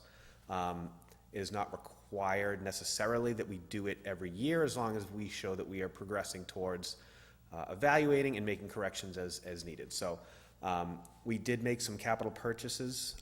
We have a new jet vac truck, and we bought a new CCTV sewer inspection camera so that we can do a lot of those inspections in-house. We're going to try to do as much of that as we can this year. And if we have additional capital funds left over, we may do some other testing as well. But the focus right now is going to be looking at those capital projects and how we're going to fund those, and maybe deferring the additional investigations for another year or so. So the inspection, the assessment, the repairs of our infrastructure really we need to take a long-term approach. Those are discussions we're having. How we address that is going to impact the user one way or another. So either it's going to be through a operational annual expense of $160 or something very similar to that, or we may consider, and certainly I wouldn't consider at this time, is some type of borrowing that will allow us to accelerate that and do that and pay that over a period of years, at which point a portion of that borrowing may be considered under the sewer rate relief provision. We get a slight reimbursement from the state for that. These are the kind of things we're talking about. These are the kind of things we're examining, and we're going to have to make a decision and bring something forward probably next year. Okay, questions? I have a question about the Upper Blackstone assessment. Now, I thought that was a fixed number, so if the department request was 1.6 million, but the town manager recommendation was $1,569,360, why is there a difference there? So, I requested, 1.6 million at the time because, that number wasn't voted on yet by the Upper Blackstone. So just being conservative at the time, and then, came back to town and revised the number. So that will be Okay, the great. actual assessment. Yep. And as Joanna stated, at the time they prepared the budget, that assessment was not known. Okay. And I see a big increase in the amount being budgeted for retained earnings. I thought usually that, So, yeah, in FY '23, it was 100, and at the fall time meeting, we reduced it yep, in order to balance the indirect costs, the operational expenses, so there wasn't a subsidy from the general fund. okay. So, it's always been our intent, and we're gonna have to keep an eye on it again, to build up our retained earnings that will result in a higher free cash certification, retained earnings at the end of the year. Rather than just waiting and folding some money into there at the end, it's just to plan on it. Okay. What other questions does anyone have? Yes, no? Now, our contingency fund was $20,000 in fiscal 2023, and it's now $10,000. Is that, why was that reduced? I thought that was kind of our backup in case we had issues, and, because it's very hard to you can't really transfer money into the sewer department. So the $20,000 was in anticipation of the union negotiations. Yeah. Oh. So there was uncertainty on how much, what the wages are gonna be. So you feel comfortable with the $10,000 as a contingency? We typically go with the $10,000, Okay. but that was just because of the union. Yep. Okay, thank you. Any other questions on the sewer department? Any other questions on, before we, vote on the operating budget, any questions?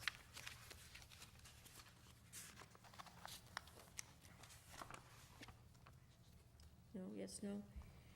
Okay, so we're looking at a total, Department of Public Works, department request is $7,128,830. Town manager recommendation, $6,869,780. That's an increase of 11.55% to last year, or fiscal 2023. Do I hear a motion to recommend? Motion to recommend? Second. So we have a motion and a second to recommend that number. All in favor? Kevin? Yes. Ed? Yes. Mike? Yes. Patrick? Yes. Diane? Yes. Trevor? Yes. And the chair votes yes. Thank you. Great. So we have two other things. We want to look at the capital, and there's a transfer too. So let's look at the capital. I see, nothing for fleet maintenance this year.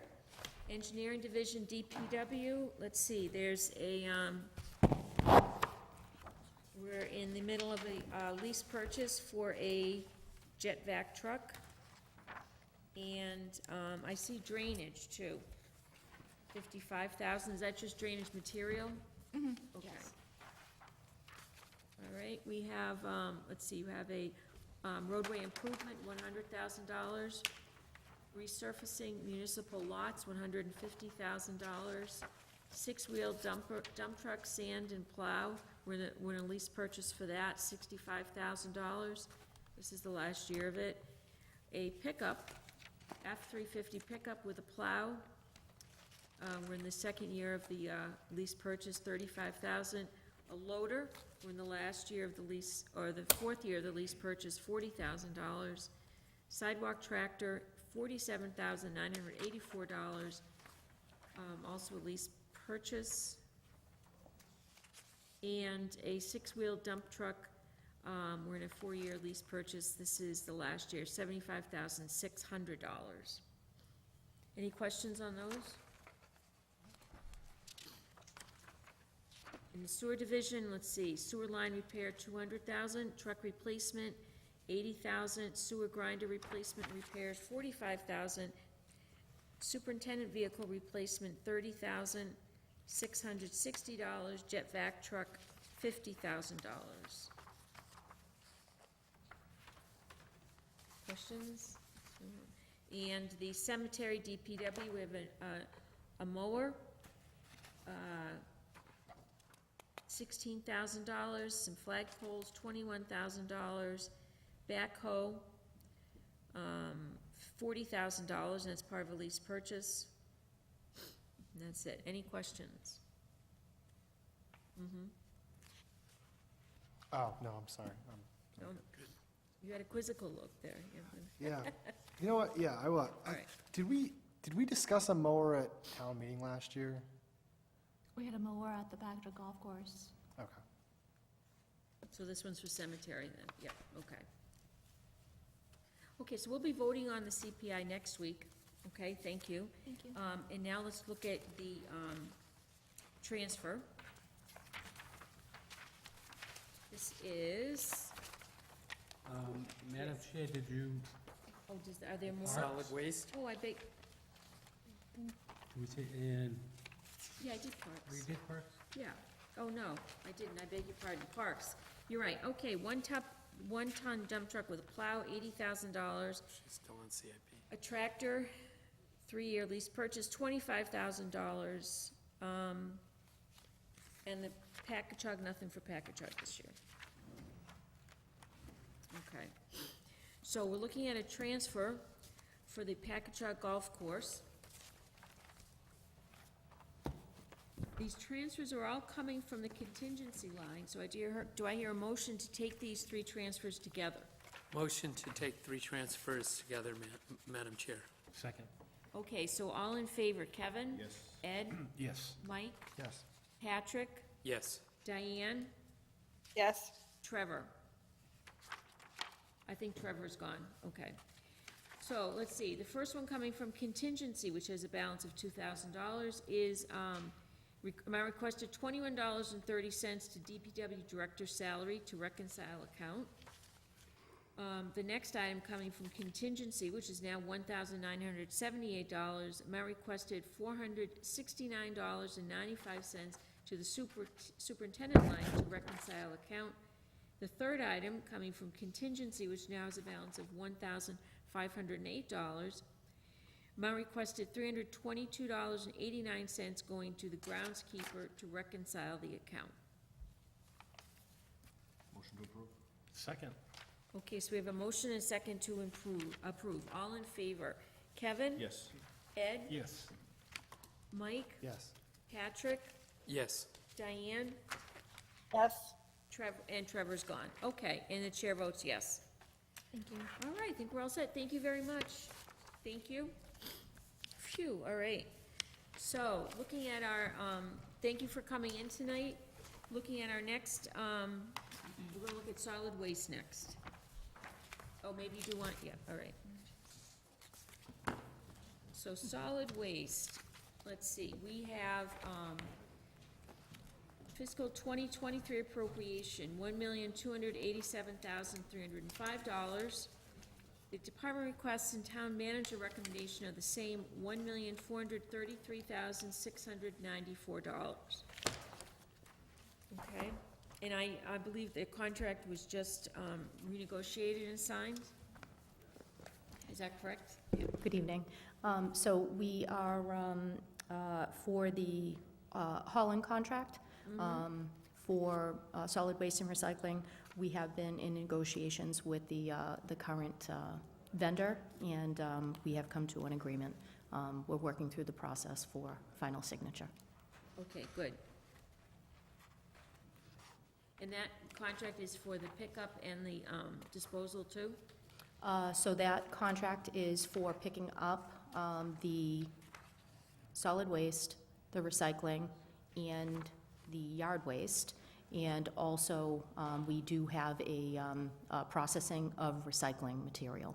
So Okay. that is going to include all of that. We have, the other major line item that we have is for the disposal. So once the hauler picks it up, transports it over to the disposal facility in Millbury, that cost is for the disposal. Okay. Any questions? Just to clarify, the disposal contract is on a different schedule, and we're. It is, yes. Thanks. Okay, and what year is this? Is this what year of the contract is this? We're looking at year one of how many years? For which contract? For the, for collection. So, for the collection, that, we're negotiating a one-year contract. For the With an with option, option. 1 year after the first year. Okay, go ahead, and for the disposal? And I'm is- sorry, for the disposal, that contract is, I believe it was a 20-year contract, and that contract is good until the end of 2027. Okay, great. Madam Chair, it's Yes. a 146,000 and change increase, 11.37. What we will now examine is, we'll do a cost analysis of expense versus revenue, almost as if it was its own enterprise account, but it's not. Because this cost should be paid by the user and should not be subsidized by anyone who doesn't use the program. Yeah. So we'll take a look at the cost. I know back a year or two ago, we did an adjustment by examining the same thing. So we'll take a look at that, and we may recommend a increase in fee for the users. We, this number really just came together today. Gotcha. Okay. And I think it is also important that you know just the overall cost for anything that has to do with solid waste disposal and recycling processing is just increasing significantly.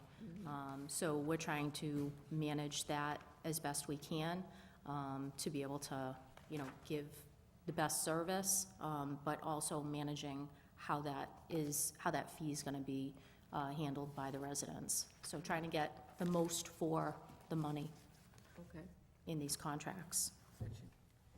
Yes, sir. Through the chair, can you give me a little bit of an explanation of why we have an other pickup line and what we would use that expense for? Sure. Thank you for the question. That other pickup line is really kind of it's like a float, I would say. So in the past, we have used it when we've had kind of like unusual situations where we may have,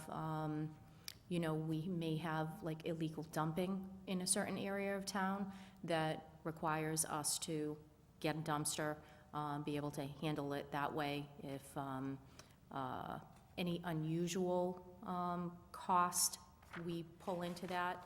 So you would say it's the removal of form of waste that doesn't fit into the other two categories? Yes, yes. That's a great way to put it. For the line items that you have for collection and disposal, those are really kind of calculated from either the contract or the estimations for the tonnage. So we come up with those numbers that way, and that other pickup is really kind of, Could you almost say not only unusual, but unforeseen or unexpected? sure, yes, that's accurate. We just recently used that for a cleanup of a property that was very helpful. Through the chair. So a couple years back, you were, and the position was put in place to be a sort of a recycling educator, coordinator. I don't know if that's the same position. Does having that person in place, has that benefited us when we've been negotiating for our costs relative to pickup of recycling? Thank you for the question, and absolutely, 110%. Yes. So that person, the solid waste and recycling coordinator, is literally out on the route every single day. So we have 6 routes in town with the 5 days, and Colleen is out every day running those routes in the same fashion that the actual hauler is going around. She is able to see from those, from traveling around town, she gets to see if there's a set out, which we call like when somebody puts out their carts at the curb, anything that is jumping out that isn't provided correctly. Happens pretty much every day. So she's able to snap a picture, leave her card, leave some education, to be able to help the resident understand why we can't pick that up. So things like we call snow coning. So if somebody is overflowing the trash cart. I'm sorry, what did you call it? It's called snow coning. Okay. So picture like a snow cone, heavy on the top.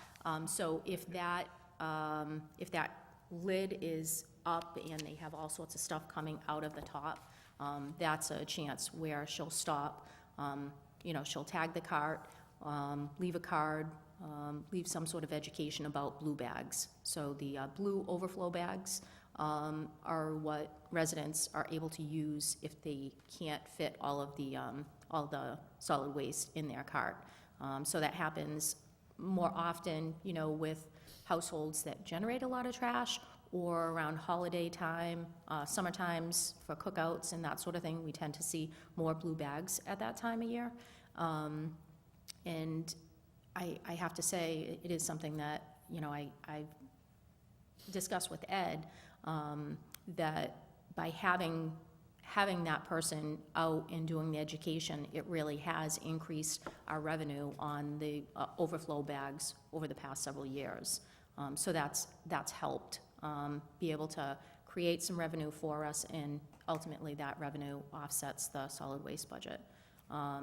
It generally is just so helpful to be able to have that person, to be able to have a direct connect right with the resident, and, you know, she does a really great job. Does it also work for the resident to contact her direct if they have issues with Casella, as opposed to Absolutely. getting their 1-800 number and ending up in Tennessee somewhere, or Yes. where you live?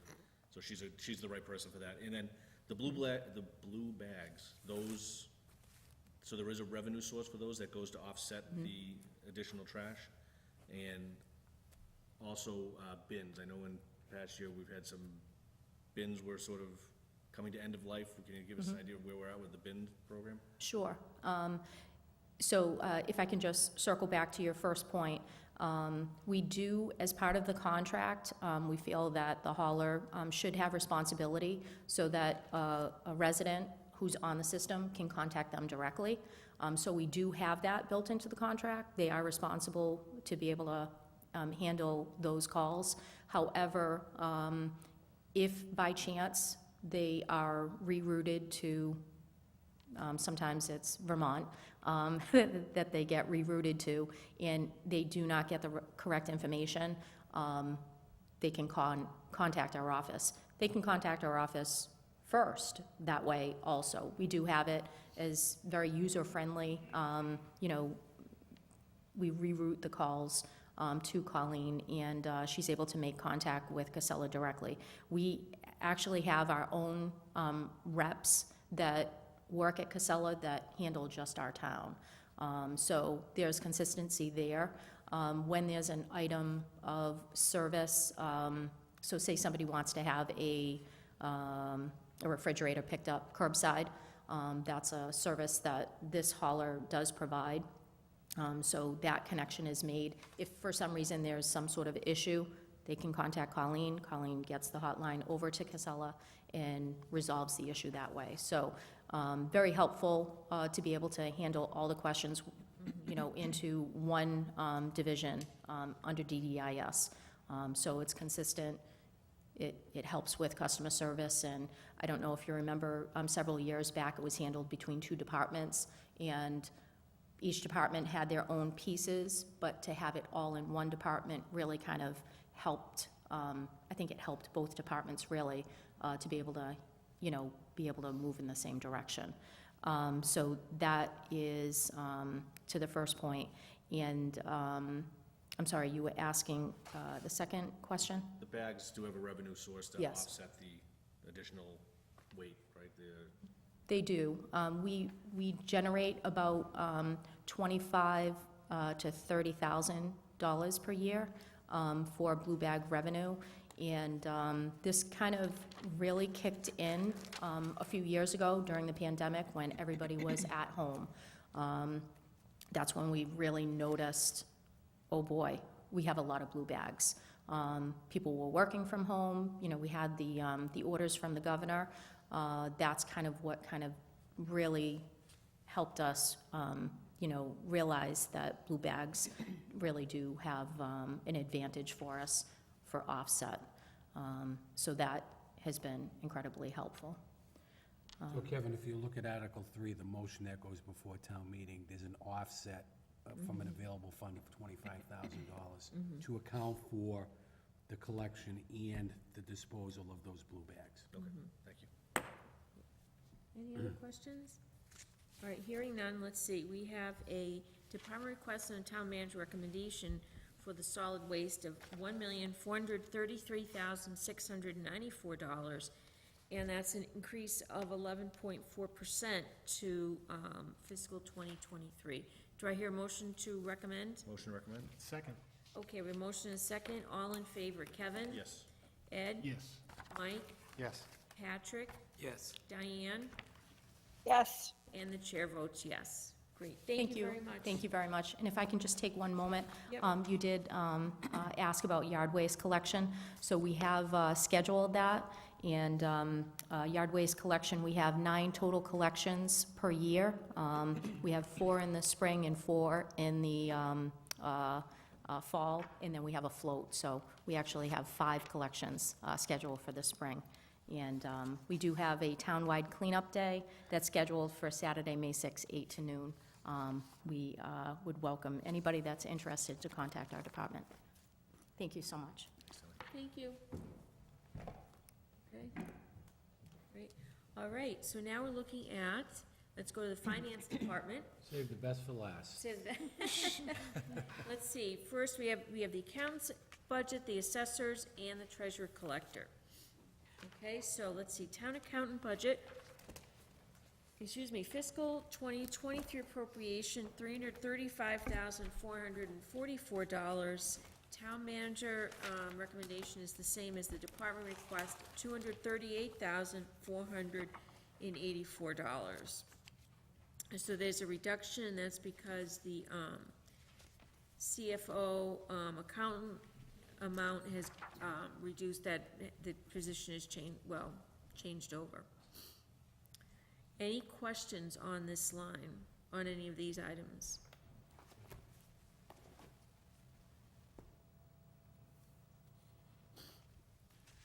All right, hearing none, and we can come back to it and ask a question. Let's see, the next is the assessors department. The fiscal 2023 appropriation, $204,763. The department request was $231,773, and the town manager recommendation, $212,309. Any questions? Madam Chair, can I just Yes. make a comment? Sure. As you can see, there was a request for an adjustment for the division heads as well as the assistants. And that's something I'm committed to looking at. So they do a fantastic job. I think, we've identified several positions over the years that really need to be reviewed. This is one area I talked to Karen about, and I've talked to our new assistant town manager in Dory Vecchio. We're gonna take a look at these positions. They all deserve a review. I don't know where it's gonna end up, but this is something we may come back and ask for an adjustment, either through our reserve account or through a supplemental appropriation of fall town meeting. But I didn't have an opportunity to convey this to Seth and Mary Ann and Karen. I've had some preliminary discussions with Karen. But this is something we're gonna work on in the coming weeks, so I'm just asking these individuals to please know that we're gonna be taking a look at these line items, okay? Through the chair of Yes. the town manager, I don't know if we know Seth and Mary Ann, Oh, yeah. what positions do they hold currently? So Seth is the division head for the assessors department. He's the chief assessor, and Mary Ann is our treasurer collectors. Okay, thank you.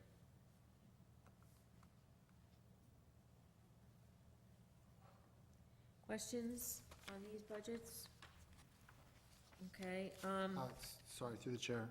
Yes. The update valuations line, I saw you lowered that by 10 grand. Is that just because where we were at a few weeks ago with not knowing state aid, or? No, so we do have a outside warrant article for $25,000 that will be addressed at the annual town meeting.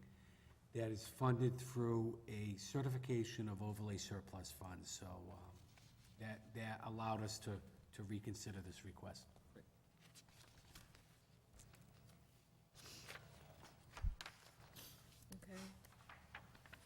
questions? All right, we can certainly come back to it. The next is the treasurer collector, department. The, fiscal 2023 appropriation, $318,768, and department request $343,980. Town manager recommendation, $333,820. Okay, do we have any questions on those items?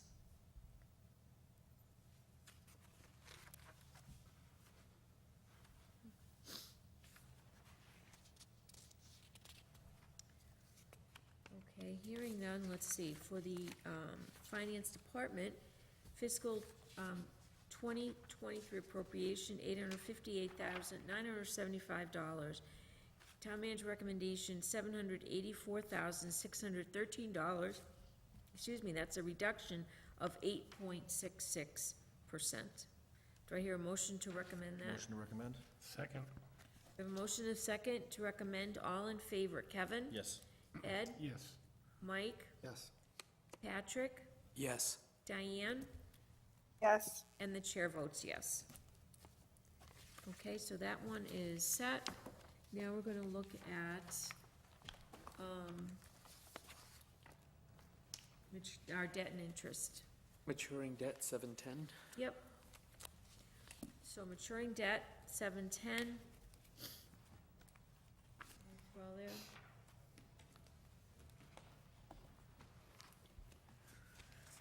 The fiscal 2023 appropriation, $4,393,379. Town manager recommendation, $4,278,750. That's a reduction of $114,629, or of 2.61%. What questions do we have on that?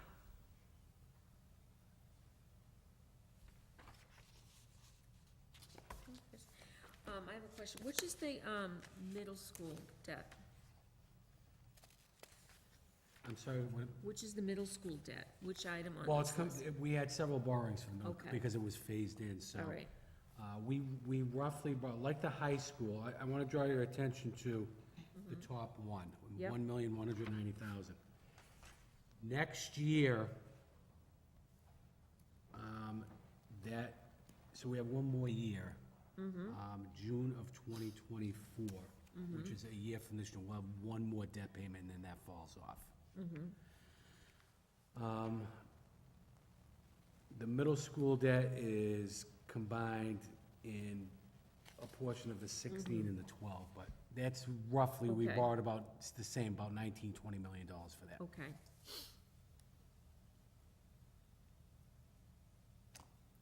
Question on any of those items? How often do we borrow to pay for, our capital items? So right now, we're on a, every other year schedule. So Okay. what we typically do, and we may extend the ban, all depending on the interest rates, because they're really climbing. Yep. I think if we were to go to market today, we would pay probably about anywhere from 4.5% to 5%. Where a few years ago, we were paying just under 2% Yeah. net interest cost. So that's pretty significant. So we have to kind of strategically determine when we're gonna go out. It may make sense to ban, because the rates are lower, and we're only paying interest and not making a debt payment. But that's something that we monitor on a annual basis. So we did go out and borrow this fall, which means we would renew it this coming fall and then bond it the following year. We So- normally ban for 2 years. So the ban is the short-term borrowing Right. until you get it, okay, thank you. Yep. All right.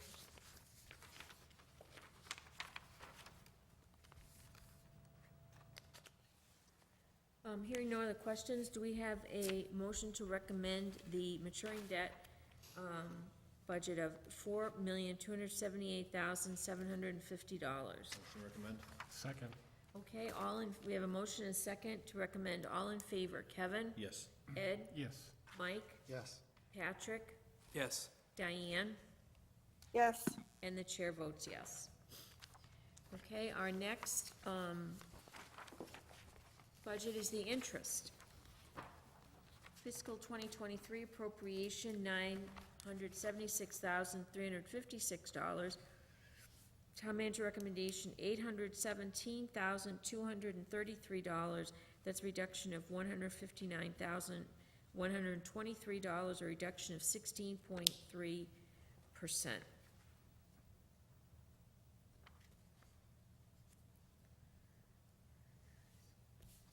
Questions on that? Anything you wanna highlight here? No, the second line down is the band interest for the value that we went out for this fall, so that is an actual number. Okay, The rest is interest due as a result of our long-term borrowing. Motion to recommend? Second. we have motion and second to recommend. All in favor, Kevin? Yes. Ed? Yes. Mike? Yes. Patrick? Yes. Diane? Yes. And the chair votes yes. Madam Chair, it doesn't affect the voting, but do we have an account through to the town manager? Do we have an account that when we go to borrow, that we set money aside to settle the borrowing costs and so forth? Is it in one of these accounts, or is it in a separate account? No, so that law is now changed, so we used to be able to force a premium, Right, set yeah. that premium aside, reserve it. Right. We are using some of that as a result of some increased costs on the capital side that wasn't anticipated. Which is why I asked the question during Bay Path, because I was just curious if they were expensing their costs in or not. And so therefore, we don't do that anymore, so there's no budget line for it. Right, so we still have, I think we have 400,000, of which we're using 180 that allowed us to accelerate the inventory of the police fleet. And we entered into a two-year lease agreement, so we want to pay that off as soon as we can. And we went out for $50,000 for another capital item. I don't recall which one it is. So I think we're using about 230 of a reserve of about 400 and change that we have. Thank you. Okay, thank you, okay. All right, so, that account's all set. Now we're looking at the pension and benefits. Thank you, Mary Ann. Thank you. Pension and benefits, let's see, fiscal 2023 appropriation, $13,476,218. This year's town manager recommendation, $13,939,743. That's an increase of $463,525, 3.44% increase. Any questions on that?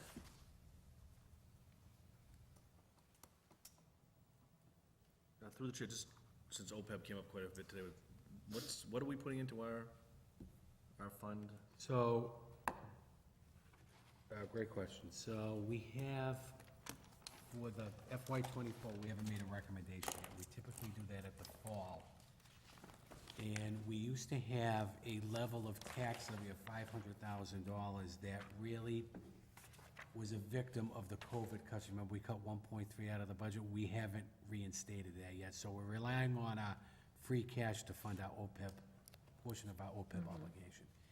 In addition, we have employee contribution now of up to 2% of gross pay going towards OPEB as well. So we have a local or an employer contribution, we have an employee contribution. I think our OPEB, I'd have to take a look at it because we're getting a return on our investment that's actually growing now because the rates are going up. Karen, do you remember what's 6 million and change that we have in OPEB, which represents on a funding ratio of our OPEB liability, and that went up because the discount rate was reduced. I think our OPEB liability is 57 or 59 million. We funded at 6 million, almost close to 7 million. It's about a 12% funding ratio. We were a little higher when the that liability moves up and down, depending on the actuarial, depending on the discount rate, a number of things come into play. But we're moving in the right direction, and I'm proud about where we are relative to our funding for OPEB. But right now, to Kevin's question, there's nothing earmarked for OPEB, other than the employee contribution.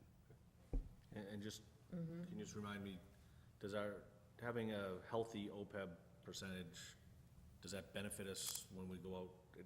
Where does it benefit us, other than long-term obligations? So it's looked very favorably by the rating agencies as a community's commitment to fund its unfunded liability, or portion of its unfunded liability. So there's a benefit in hopefully an upgrade in our bond rating, which we already received. But at some point, as the auditor stated the other night, we're gonna be able to dip into the OPEB to stabilize our rate of increase on the health insurance side. Can I interject, because I'm not familiar with an employee match or an employee contribution? So if I work for the city of, the town of Auburn, and I'm putting an employee contribution in, and then I retire and I have health care expenses, am I getting access, almost like a 401K, to have the percentage that I put in as an employee help me? So with that said, because I'm envisioning the employee portion starting to circulate through quicker than the employer portion. So it's the employee contribution doesn't go into refund status when they retire. It's help funding a liability that's incurred through them participating in the health insurance plan. Okay, so, okay, So that had to be negotiated. yeah. So, there's some give and takes. It was a Great. result of them participating in that, they got something else in their contract. So to his point, because I know what you were talking about, when the whole idea of an OPEB trust is to get the principal, the volume of money up to a certain point where it generates enough activity that it offsets the hiring increased costs of healthcare. Right. So it can stabilize the future of people paying into the plan, and the return on investment is supposed to grow to keep up with the inflation. So costs can balance. Yeah, I think if you were to chart your fixed cost and you look at your health insurance, it's outpacing all other costs within the general fund operating budget, and you need something to try to stabilize that. Now, we've been fortunate enough to do that through our self-insured trust. We have a balance of $11 million that we built up for over the last 15 years. And that's something we're very proud of, because we're able to minimize the rate of increase on health insurance for our employees and on the employer side by utilizing some risk of the trust, okay? That doesn't mean we're gonna spend it, but we're leaning on it a little bit to minimize costs. But 11 million in a community this size over that period of time is extremely a good return. It's a good base You comparing to adding to other. 75,000 to your OPEB and adding Well, I almost 10 wanted positions, to. 10 The positions, really. the 7 million would be in addition to the 11 million that we've already built up, but it's in a different, you can't combine the two.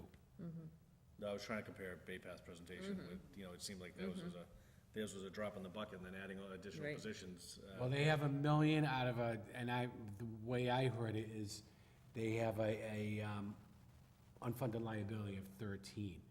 So when you look at $1 million as a ratio to 13, it may be comparable to what we are in terms of a ratio, because our unfunded liability is much higher. Oh. Lot more further.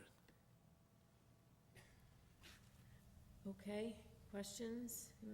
Want to look at Worcester County retirement. I see it's at almost 11% increase. So, So, Madam Chair, I could Yes. tell you, if you look at the level of increase over the last 5 years, it's ranged anywhere from 9 to 11%. It's pretty Right. consistent. In today's world, our employees are living a lot longer. They're drawing, more off of the pension benefit. than in previous years, so I think that is to be expected. And we get our discount? And we get a discount, which is noted at the bottom. We take advantage of a discount because we pay, we're fortunate enough that our cash balance is great. I mean, we probably have $70 million in cash. And we're able to fund that up front and take advantage of a discount of $82,000. Okay, good. Through the chair, I think I've found my answer, but I was looking at the member communities for Worcester County Retirement, and ours seemed significantly higher than anybody else, but I think when I saw comparable communities, some of those had regional school districts. Right. That, Yeah. that changed that, so. It's still, we're high, but that's all dependent on the number of employees we have compared to those communities. And, we have a group health insurance, request of 8.5 million. So was that what our fiscal 2023 appropriation was, 8.5 million? So, in FY '22, we had a $700,000 surplus. And Okay. now, we're paying actual claims, but these appropriations are based upon us feeding the trust on a premium basis, but we're Yeah. actually paying for claims.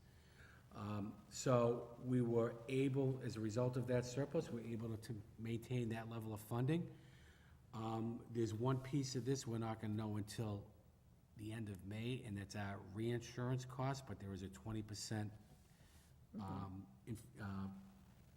The Is it stop loss 20%? went up 20%? excuse me? Did the stop loss go up 20%? The No, reinsurance? it's a cost that we've built in, even though we don't know the cost yet, so. Oh, okay. Our stop loss is at $110,000, so we pay the first $110,000 in claims, the reinsurance kicks in, and we get reimbursed for anything over that. So, we know the renewal, and these numbers just really became known within the last couple of weeks. Our renewal, and we're putting some level of risk on the trust, because we have an $11 million balance, will lead to a roughly just shy of a 5% increase in premium. As a result of that, our estimate, we would need about 8.1, 8.2 million, and that does not provide for any growth, any new enrollees that may come on. So we believe the 8.5 million is adequate to meet the renewal. Okay.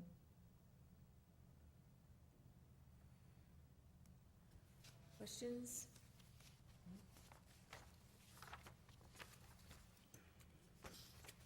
Okay, so we have a,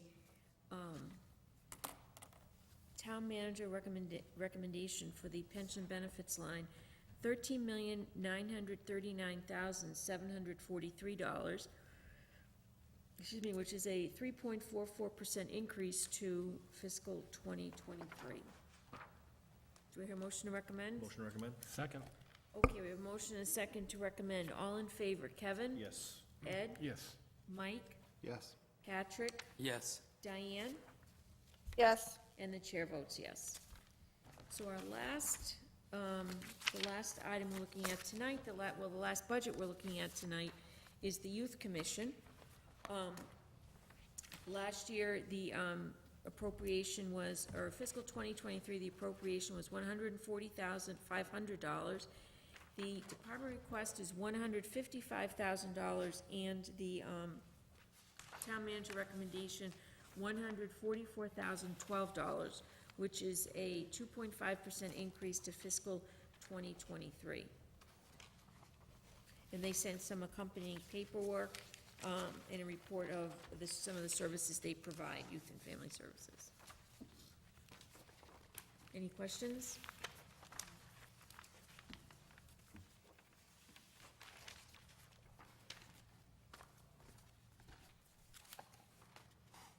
Madam Chair, just a quick comment. So we sat down with the Youth Commission. Julie and I, several years ago, committed to at least a 2.5% annual increase. And I think we also increased it by an additional amount over the past several years. In addition to that, the Board of Selectmen voted and committed a $60,000 annual contribution for a 3-year period through ARPA funds. So in addition to this, they're getting 60. They also gave them CARES money for the food pantry and things of that nature. So they're very appreciative of that. But we're committed to at least recognizing a level of growth to keep up with the rate of inflation, even though 2.5% may not be keeping up with inflation now. But in addition to the additional revenue they're getting through CARES, they're well above that inflationary factor. So we will potentially take a look at this in the fall to see if we can make some additional movement, but they were satisfied with our recommendation at this point.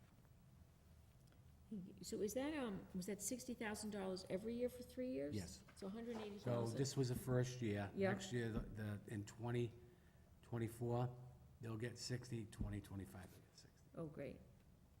So $180,000 over the 3 years, that's a good amount. Okay, any questions? No, but I'm thrilled that they're appreciative of it. That's great. So listen, we truly recognize the increase in service that they're providing as a result of COVID, as a result of a number of things that require our school children and members of our community to seek counseling help. So the volume increase is staggering, and we're hopeful that the 60 will go a long way in help meeting those needs. Yeah, through the chair, I feel that the school department has caught up a little bit too. And they so have that too. It's taken some of the, I feel like Youth Commission through Auburn Youth and Family was picking up the slack for a period of time there. Again, this is just a perceived, it seems like the school department has ramped up their services to a degree that just, the need is balanced out a little bit at this point, whereas before this seemed like there may have been a shortfall, but, those funds, additional funds, plus the level of funding that we recommend here is, I know the school department added 2, not this, I think, maybe the year that we're in, to deal with the day-to-day issues. So I know there's after-school programs and services that are offered by Auburn Youth and Family Services, but I think there was a screaming need just to deal with the day-to-day stuff at the school department. Okay, do I hear a motion to recommend the Youth Commission budget of $144,012, excuse me, 2.5% increase? motion to recommend. Second. Okay, all in favor, Kevin? Yes. Ed? Yes. Mike? Yes. Pat? Yes. Diane? Yes. And the chair votes yes. Okay, so that's all set. We have a transfer. Auburn Community Television Enterprise. 2 transfers, both coming from the contingency account. The first transfer, the contingency line has a balance of $10,000, and my requested $2,462 going to the salary line to cover the 1% performance evaluation salary increase. Motion to approve? Second. All right, we have a motion and a second to approve. All in favor, Kevin? Yes. Ed? Yes. Mike? Yes. Pat? Yes. Diane? Yes. And the chair votes yes. The next transfer, also coming from the contingency, which now has a balance of $7,538, my requested $132.47 to go to travel to cover greater than expected interdepartment and training mileage. Motion to approve? Second.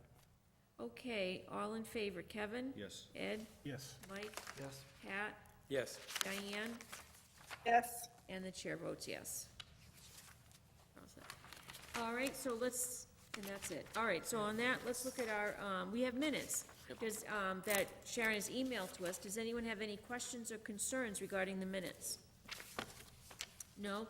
All right, so they're accepted as presented. Next week, we're going to look at the town meeting warrant articles and the CIP, vote on the CIP. So our town audit was recently completed. Can you email a copy of that to, Sure, our absolutely. members? Yep, be happy to. Great, and could we have a, total on, our accounts, the reserve accounts, both of them, any of the revolving accounts, the, free cash, et cetera? I'm gonna ask that our town accountant CFO provide that. Okay. I don't have access to that information anymore. They don't They let you, lock me up. Change the As password. they should, so. Yes, all right, change the password. It makes for good internal control, so. Okay. yeah. So, yeah, just the account balances, so we can look at that next week when we're looking at the warrant. Okay, any questions? Yes, no? Madam Chair, Yes. just, there's a, and I know you were at the meeting the other night, so, and I know Sharon sent something out. I think there's a move to have a meeting on April 12th at 6 o'clock in the presentation room at the high school to discuss the public safety facility project. I know there's not an agenda item, but in terms of scheduling, that would be a joint committee of the Finance Committee, Board of Selectmen, and the School Committee to begin discussions and a strategy on how this is gonna be rolled out, or what action is gonna be taken, whether it's gonna move forward, whether it's not. I think those are the kind of things that need to be discussed. Okay, so, will you provide debt schedules too at that point? So, we can provide debt schedules, we can have a conversation about the debt schedules, but please keep in mind that these numbers are changing every day. Right. It's a snapshot in time, and I just don't want people to focus on a number and then say it's changed, because rates are Right. going up, costs are going up. Yep, okay, We do have debt schedules for an estimated cost of $78 million that we can share. okay. And, one other question, does it matter if the town meeting vote is first or the ballot vote is first?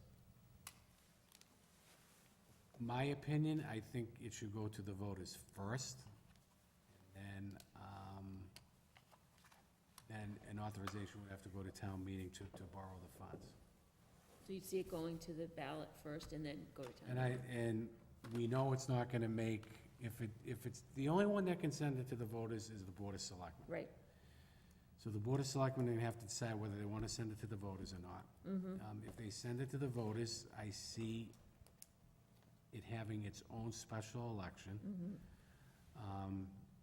Because the annual election is not doable. And they're, just so you know, there's no money set aside for a special election, so we'd have to consider that as well, if that's the way it's gonna go. And then, once that happens, then a special town meeting, I would suggest a special town meeting. A project of this magnitude deserves its own special town meeting. Would have to take place for a date to be determined. okay. Thank you. Any other questions? So if you could Oh, let okay. Sharon know your availability, we're trying to coordinate this. This kind of just all came together this morning. Okay. All right, Would it be prudent to just send an email out so we can respond to the email and then we won't lose sight of it? I think the email went out, didn't it? No, it Okay, didn't. then the email will go out. I think the plan was to inform you tonight. Now, the It just school helps with committee so many indicated things going on. They indicated the 12th would work, the school committee would work Yep. for them. And we're gonna notify the board. okay, great. All right, hearing no other questions, do I hear a motion to adjourn? Motion to adjourn. Second. Okay, all in favor, Kevin? Yes. Ed? Yes. Pat? Yes. Mike? Yes. Diane? Yes. Thank you, and the chair votes yes. Madam We're Chair, adjourned. Oh, No, it's okay. all right, we're Okay. adjourned. Doesn't have to be.